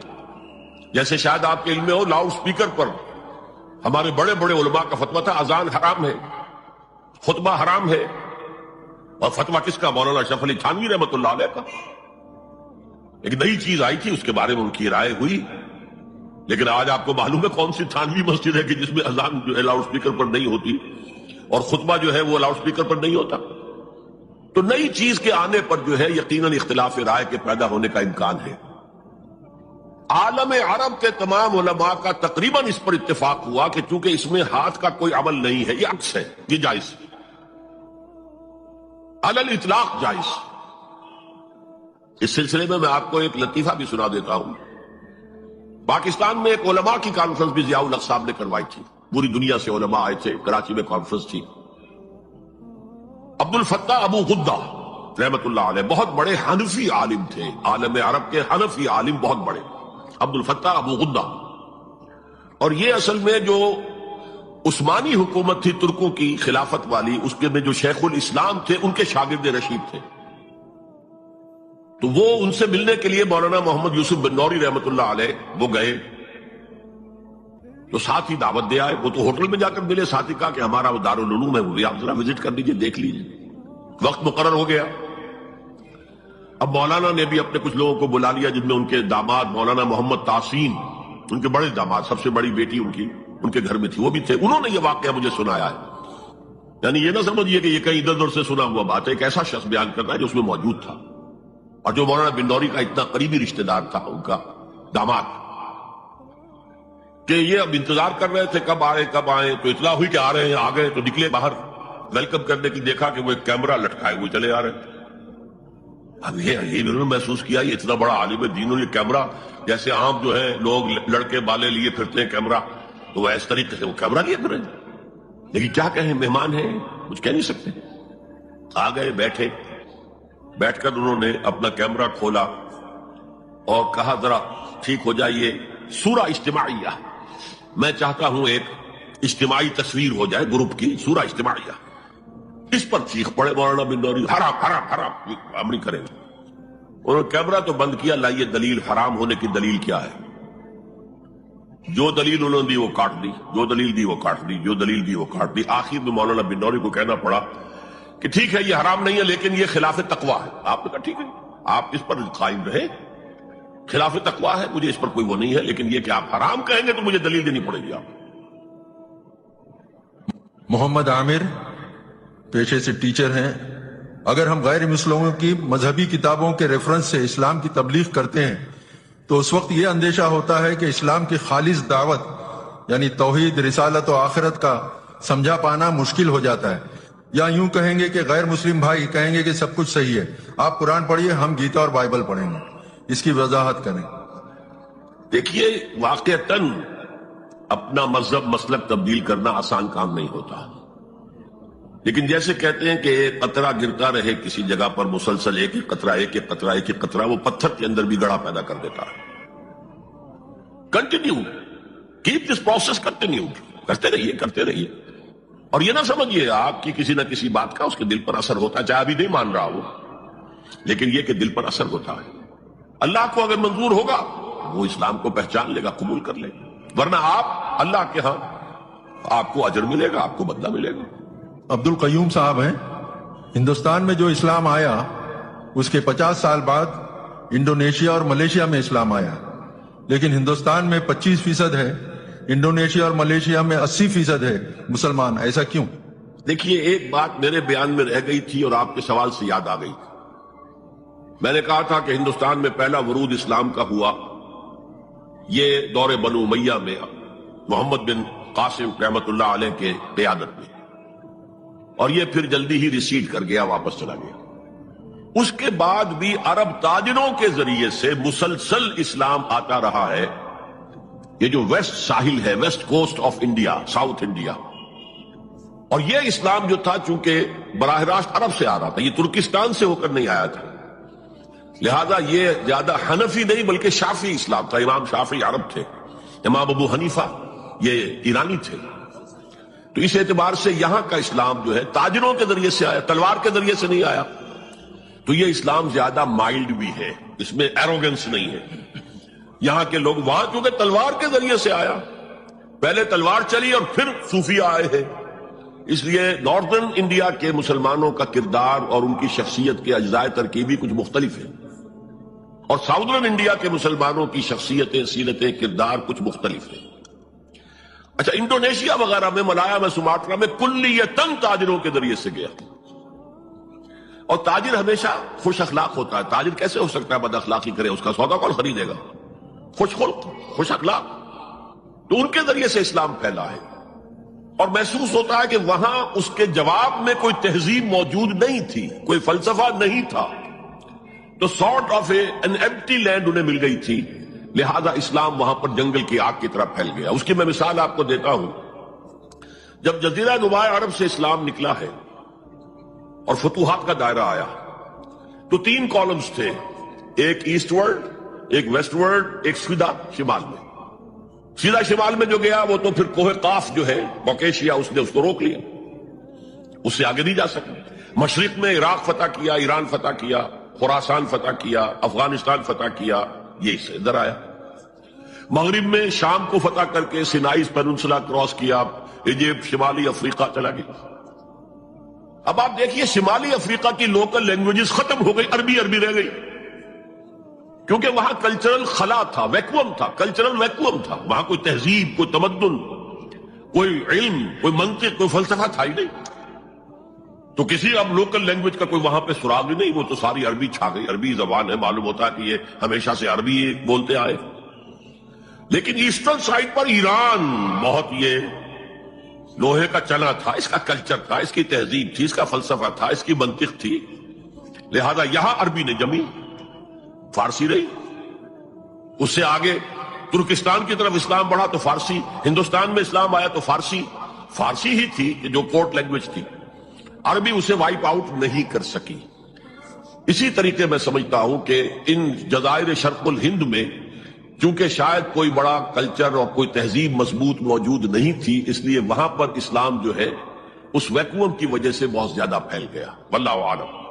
ایک صحافی ہیں مخلص قوم کہتے ہیں، یہاں تو مسلمان، سنی، دیوبندی وغیرہ وغیرہ جماعتیں ایک دوسرے کے خلاف لڑائی میں ملوث ہیں، تو غیر قوم کیا اسلام کو قبول کرے گی؟ بالکل امبیڈکر کی طرح برائے کرم ان لوگوں کو ایک مضبوط فارمولا بتائیں جس سے یہ آپس میں نہ لڑیں اور اسلام کو چوٹ نہ پہنچے. میرا خیال ہے میں اس پر اپنی رائے آپ کو دے چکا ہوں. آپ قومی سطح کی گفتگو نہ کیجئے، ایک اصولی انقلابی دعوت پیش کیجئے. اگر ایک ہندو کمیونسٹ ہو سکتا ہے، وہ کسی ہندوستان کی ذہن کی پیداوار تو نہیں تھی، وہ تو مارکس اور اینجلز ان کی پیداوار تھی، لیکن ایک آئیڈیالوجی ہے، اس نے پوزیس کیا، اس نے اس کو قبول کیا. بدقسمتی سے ہمارے ہاں ایک بڑا پردہ حائل ہو گیا، یہ ہے ہمارے حکمران رہے ہیں، اس کا ایک نیگیٹو جو ہے احساسات جو ہیں یہاں کے ہندوؤں میں پیدا ہوئے، اور اسلام کو انہوں نے سمجھا یہ ہمارے ان دشمنوں کا مذہب ہے، ہم نے اس کو دیکھنا ہی نہیں، سوچنا ہی نہیں، اس کے بارے میں غور و فکر ہی نہیں کرنا. تو اب ضرورت ایک ایسی دعوت کی ہوگی کہ جو نیشنل لیول سے اوپر ہو کر ایک اصولی اور ایک نظریاتی دعوت کی حیثیت سے اسلام کو پیش کرے، اور اس میں ایمفیسائز کرے سوشل جسٹس کو. عقیدہ وغیرہ بعد میں لائے، سوشل جسٹس. ایک طالب علم ہے فارق نائک، وہ کہتے ہیں کہ can you give us some good tips to become a دائی اینڈ ہاؤ ٹو ڈو دعویٰ؟ داعی بننے کے لیے سب سے پہلے تو آپ خود قرآن کے اندر ڈوبیں، قرآن کی گہرائی میں اتریں، تاکہ آپ کا ایمان بہت گہرا ہو اور پختہ ہو. اس سے خود بخود ایک دھن پیدا ہو جائے گی، آپ میں ایک جذبہ پیدا ہو جائے گا. And where there's a will, there's a way. پھر آپ خود راستے تلاش کر لیں گے. کوئی راستہ آپ کو بتانے کی ضرورت نہیں ہے، اور اللہ کا وعدہ ہے وَالَّذِينَ جَاهَدُوا فِينَا لَنَهْدِيَنَّهُمْ سُبُلَنَا. جو لوگ ہماری راہ میں جد و جہد کریں گے، محنت کریں گے، مشقت کریں گے، قربانیاں دیں گے، ہم ان کے لیے اپنے راستے کھولتے چلے جائیں گے، بتاتے رہیں گے، ان کو ہدایت کرتے رہیں گے. یہ اللہ کی طرف سے گائیڈنس آپ کو ملتی رہے گی. دو طالب علم ہیں، Sheikh Saleem and Faizan. They are the students of MSc. We are the students of Elphinstone College. And tell us, how can we do dawah in our college? میں نے بتایا ہے کہ دعوت کے لیے پہلے آپ کا اپنا ایمان بہت گہرا ہونا چاہیے، یقین، کنوکشن. اور اس کے لیے آپ قرآن کی گہرائی میں اتریں، عربی سیکھیں اور قرآن کو اس کی اپنی زبان میں پڑھیں اور سمجھیں. اس کے بعد از خود راستے کھلیں گے. میں نے خود کہا تھا کہ مجھے قرآن نے پوزیس کر لیا تھا. I was possessed by قرآن. قرآن نے مجھے جکڑ لیا کہ جا ہی جا، کہاں جا رہے ہو؟ یہ ہے اصل شے. اسی کو پڑھو، سمجھو، سمجھاؤ اور پڑھاؤ. خیرکم من تعلم القرآن وعلمہ. ڈاکٹر مجھ سے ایک زیادہ جو ہے سمجھدار اور ہائیلی کوالیفائڈ موجود ہے. اب تو گلی گلی ڈاکٹر ہے، کئی ڈاکٹر ہر گلی کے اندر ہے، اور اسپیشلسٹ موجود ہیں. لیکن یہ کہ ایک خاص اللہ نے مجھے ایک صلاحیت عطا کی ہے کہ میں جدید تعلیم یافتہ لوگوں تک قرآن کا پیغام پہنچا سکتا ہوں، کہ وہ دلچسپی سے میری بات سنیں. ایک کمیونیکیشن ہے جو گیپ نہیں ہے میرے اور ان کے درمیان. عام علماء علم کے پہاڑ ہیں، یا میں کہا کرتا ہوں کہ علم کے وہ ڈیم ہیں، جیسے کہ ہمارے ہاں منگلا ڈیم ہے اور دوسرا تربیلا ڈیم ہے. وہ ڈیم میں پانی کھڑا ہے لیکن یہ بیکار ہے. جب تک کہ یہ دریا میں نہ چھوڑا جائے، دریا سے نہروں میں نہ جائے بیراجز کے ذریعے سے، پھر وہ جو چھوٹے کھانوں میں سے ہو کر زمین پر نہیں پہنچتا تو بیکار ہے. زمین پر پہنچے گا تو پھر وہاں سے روئیدگی ہوگی، فصل پکے گی، فصل بڑھے گی. اسی طرح وہ علم کے تو ہیں ڈیم، لیکن ان کی کمیونیکیشن نہیں رہی. وہ آج سے کئی سو سال پہلے کی فضا میں رہ رہے ہیں. وہ علوم وہ پڑھ رہے ہیں جو اس وقت مرتب ہوئے تھے، انہی کی اصطلاحات میں پڑھ رہے ہیں. جدید اصطلاحات مجھے انہیں معلوم نہیں. تو ایک گیپ آف کمیونیکیشن ہے، اور وہ صرف ایک جسے آپ کہتے ہیں کہ جنریشن گیپ نہیں، سینچریز گیپ ہے. لہذا ان کا علم جو ہے معاشرے کے اندر پھیل نہیں رہا. اللہ نے ایک صلاحیت دی تھی، اب میں نے اس کے لیے پھر اپنے آپ کو وقف کیا ہے. اللہ کا شکر ہے، اللہ کا فضل ہے. اب میں کہہ سکتا ہوں کہ نصف صدی سے زیادہ مجھے ہو گیا ہے. میں نے اپنے زمانہ طالب علمی میں شروع کر دیا تھا 19-20 سال کی عمر سے، اور وہ میں نے مسلسل مطالعہ جاری رکھا ہے، مسلسل جو ہے اس کام کو کر رہا ہوں. تو وہ جو حفیظ نے کہا ہے کہ تدوین و تکمیل فن میں جو بھی حفیظ کا حصہ ہے، حفیظ جالندری، نصف صدی کا قصہ ہے، 2-4 برس کی بات نہیں. تو میرا معاملہ بھی ہے کہ میں کہہ سکتا ہوں کہ نصف صدی سے میں یہ کام کر رہا ہوں. اللہ کا شکر ہے کہ اس نے مجھے اس کی توفیق عطا فرمائی. امت اللہ ایک خاتون ہیں، وہ کہتی ہیں کہ غیر مسلموں کو دعوت دینے پر زیادہ دھیان دینا چاہیے، یا ہمارے مسلمان جو دین سے دور جا چکے ہیں ان پر محنت کرنا زیادہ ضروری ہے، یا دونوں کو ساتھ لے کر چلیں؟ بس یہ آخری بات آپ نے خود کہہ دی. اسلام کی اصولی دعوت کے محتاج مسلمان بھی اتنے ہی ہیں جتنے غیر مسلم، کیونکہ آج ہمارے مسلمانوں کی عظیم اکثریت بھی اسلام کو صرف عقیدہ، عبادات کا مجموعہ سمجھتی ہے. چند سوشل کسٹمز ہے، عید الفطر ہے، عید الاضحیٰ ہے، یہ ہم نے منانی ہے. ایک تیسری عید کا ہم نے اضافہ کر لیا ہے، عید میلاد النبی ہے. یہ ایک سوشل کسٹمز ہے. باقی یہ ہے کہ اور اس سے اوپر اسلام کے پولیٹیکو سوشو اکنامک سسٹم کا تصور مسلمانوں کی عظیم اکثریت کے ذہنوں میں ہے ہی نہیں. لہذا اسلام کی اصولی انقلابی دعوت کے محتاج مسلمان بھی اتنے ہی ہیں جتنے کہ غیر مسلم. میں نے کہا تھا کہ وہ اس دعوت کو نیشنلزم سے بلندتر ہونا چاہیے، higher than these differences of nationhood, اور اس کے اوپر پوری نوع انسانی کو ہم نے دعوت پہنچانی ہے. اور مسلمان بھی آج اس دعوت کے اتنے ہی محتاج ہیں جتنے کہ غیر مسلم.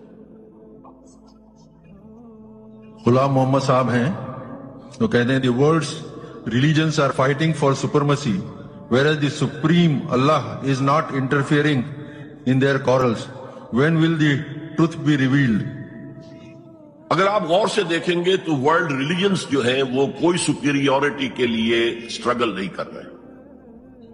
اس وقت دنیا میں کوئی تبلیغی مذہب موجود نہیں ہے سوائے اسلام اور کرسچینٹی کے، اور کرسچینٹی کے پاس صرف ایک ڈوگما ہے اور کچھ نہیں ہے، کوئی نظام نہیں، کوئی قانون نہیں. اسلام کے پاس وہ ڈوگما بھی ہے، عقیدہ بھی ہے، ایمان بھی ہے، ریچولز بھی ہیں، عبادات بھی ہیں، اور ایک نظام بھی ہے. لہذا اسلام کا مقابلہ کرنے والا مذہب کوئی نہیں. ہندو مذہب کبھی بھی تبلیغی نہیں تھا، ہندوستان سے باہر نکلا ہی نہیں. یہ اپنے ملک کے اندر مگن رہے ہیں، اور یہاں پر وہ مذہب کے نام سے تو نہ معلوم کتنے شیڈز موجود ہیں، بت پرستی سے لے کر توحید خالص وہاں تک.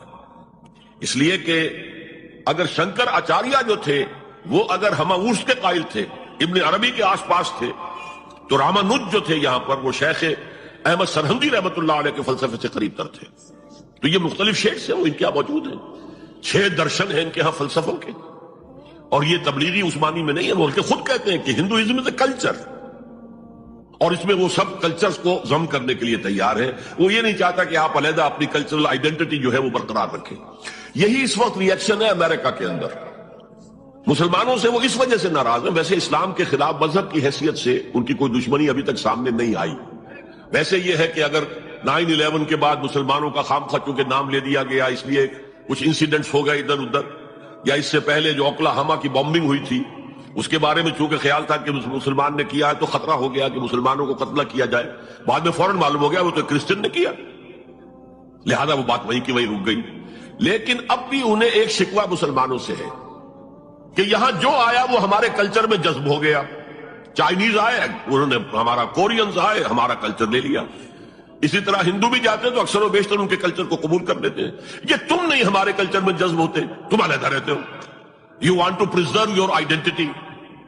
اس حوالے سے انہیں کچھ کھلتا ہے معاملہ. تو یہی معاملہ ہندوستان کا تھا کہ وہ اس کلچرل جو ہے ہندوستان کی ایک ہوموجینٹی اس کو برقرار رکھنا چاہتے ہیں. اسی لیے وہ اکبر نے فارمولا بنایا تھا دین الہی کا کہ سارے ان مذاہب کو جو ہے ہاون دستے میں ڈال کر کوٹ پیس کر ایک صفوف بنا دو، وہ سب میں تقسیم کر دو. اور یہی پھر بھرمو سماج کی تحریک راجا رام موہن رائے کی، گاندھی جی ان کے بہت بڑے ایڈمائرر تھے. تو اسی طریقے سے گاندھی جی کا جو یہ ہوتا تھا، پرارتھنا میں قرآن بھی پڑھایا جا رہا ہے، گیتا بھی پڑھی جا رہی ہے، اور گرو گرنتھ صاحب جو ہے ان کی بھی کچھ تلاوت ہو رہی ہے. تو یہ سب کچھ یہ کہ یہ مذہبی تقسیمیں جو ہیں سیاسی سطح پر ختم ہو جائیں، ہمیں ایک قوم بن جائے. لیکن مسلمان جو ہیں وہ اس اعتبار سے ایسیمیلیبل نہیں ہے، وہ ایسیمیلیٹ نہیں ہو سکتے. آپ خلافت علی منہاج النبوی کے قائم کرنے کے متلاشی ہیں. افسوس خلافت تو جماعت احمدیہ میں بھی قائم و دائم ہے، اور وہ جماعت احمدیہ میں ہے، اور حضرت مسیح موعود علیہ السلام مرزا غلام احمد قادیانی کی جماعت میں قائم ہے. آپ اسے قبول کیوں نہیں کرتے؟ ویسے یہ تماشے والی بات ہے جو لکھی ہے. وہ خلیفہ کہاں کے ہیں؟ کوئی ملک ہے ان کے پاس؟ ایسے خلفاء تو ہمارے ہاں سینکڑوں موجود ہیں. مولانا تھانوی کے اتنے خلفاء ہیں، مولانا مدنی کے اتنے خلفاء ہیں، خلفاء کے خلفاء ہیں، خلفاء کے خلفاء کے خلفاء ہیں. تو یہ خلفاء جو ہیں ایسا ہی ایک ادھر بھی ایک سلسلہ چل پڑا، اور ہمارے نزدیک وہ دائرہ اسلام سے خارج ہے، وہ نئی نبوت کے قائل ہوئے ہیں. لیکن خلافت سے کیا تعلق ہے اس کا؟ کس جگہ ان کی حکومت قائم ہے؟ کس جگہ انہوں نے وہ نظام خلافت قائم کیا ہے؟ یہ تو خود ساختہ ایک خلافت ہے جو انہوں نے قائم کر رکھی ہے. تو یہ خلافت تو میں نے عرض کیا کہ تمام بڑے بڑے بزرگ ہمارے جو ہیں ان کی خلافتیں چل رہی ہیں. ایک شفیق احمد صاحب ہیں، وہ کہتے ہیں کہ ڈاکٹر صاحب آپ کے آنے کا ہم استقبال کرتے ہیں. آپ کے آنے سے کافی ماحول پر اثر پیدا ہوا ہے. ہمارے مسلم ماحول میں قائد یا لیڈر کا برا مسئلہ ہے. لیڈرشپ زیادہ مؤثر نہیں ثابت ہوتا ہے، کیا کریں؟ اللہ سے دعا کریں اور خود جتنا بھی کام کر سکتے ہو اس سے اپنے آپ کو بری نہ سمجھیں کہ کوئی بڑا لیڈر آئے گا تو میں کام کروں گا. کیا پتا آپ میں سے ہی اللہ کسی کو اٹھا دے. تو اس سٹرگل کو پوسٹ پون نہیں کرنا ہے. Start it, begin it in the right earnest. پھر کیا پتا اللہ تعالیٰ کہاں سے ہمیں قیادت عطا کر دے، ہمارے اندر ہی سے ابھر کر آ جائے. اللہ تعالیٰ جو ہے مردوں کو زندہ کرتا ہے تو مردہ قوم کو اثر نو زندگی دے دے. بنی اسرائیل مر چکے تھے، ختم ہو چکے تھے، ان کا کعبہ گر چکا تھا، ان کی 2 اینٹیں سلامت نہیں رہی تھیں، ایک متنفس نہیں رہا تھا یروشلم کے اندر، ایک متنفس۔ حضرت عزیر نے اسے دیکھ کر کہا تھا اللہ یحیی ہذہ اللہ بعد موتہا، کیسے اللہ اس شہر کی بربادی کے بعد اسے دوبارہ آباد کرے گا؟ تو 100 سال تک اللہ نے ان پر موت طاری کی رکھی، پھر انہیں اٹھایا۔ اس عرصے میں وہ انقلاب آ چکا تھا، بیبیلونیا پر حملہ کیا ایران کے بادشاہ سائرس نے کہ خورس نے، اور اجازت دے دی جاؤ اور جا کر اپنا شہر دوبارہ آباد کر لو، اپنا ٹیمپل دوبارہ بنا لو۔ اللہ تعالیٰ مردوں کو زندہ کرتا ہے، کیا پتا ہماری مردہ قوم میں بھی زندگی پیدا ہو جائے، اور کیا پتا ہمارے ذریعے سے کسی غیر مسلم قوم تک پیغام پہنچ جائے جو زیادہ زندہ قوم ہو، جس میں نیسنٹ ہائیڈروجن جسے آپ کہتے ہیں، وہ نیسنٹ جو ہے پوٹینشیل موجود ہے، ٹھیک ہے، ذریعہ ہم بن جائیں۔ تاتاریوں کو آخر کنورٹ کر لیا تھا کہ نہیں؟ جن کی اسلام دشمنی جو ہے وہ آپ پر ظاہر ہے، میں اسے بیان کر چکا ہوں، لیکن ہے آیا فتنہ تاتار کے افسانے سے، پاسما مل گئے کعبے کو سلم کھانے سے۔ سید حسن علی صاحب کہتے ہیں کہ مشرک کو اسلام کی دعوت کس طرح دی جائے کہ وہ مائل ہو جائے؟ اس کے لیے تو یہ ہے کہ آپ اس پوری کائنات سے گواہی لا سکتے ہیں کہ بھائی سوچو، یہ پوری ایک آرگنائزڈ ایک آرگینک ہول ہے یا نہیں ہے؟ ون ڈیزائنر، ون کریٹر، ایک ہی خدا ہے جو چلا رہا ہے اس کو، یہ مختلف خداؤں کی آماجگاہ نہیں ہے۔ بہرحال یہ قرآن مجید پڑھنے پر آمادہ کرے انہیں، اس طریقے سے اللہ تعالیٰ اگر چاہے گا تو اسے توفیق اسلام لانے کی میسر ہو جائے گی۔ ایسی مزید معلومات کے لیے چینل فیت پوائنٹ کو ابھی سبسکرائب کریں اور بیل آئیکن کو ضرور دبائیں۔ شکریہ۔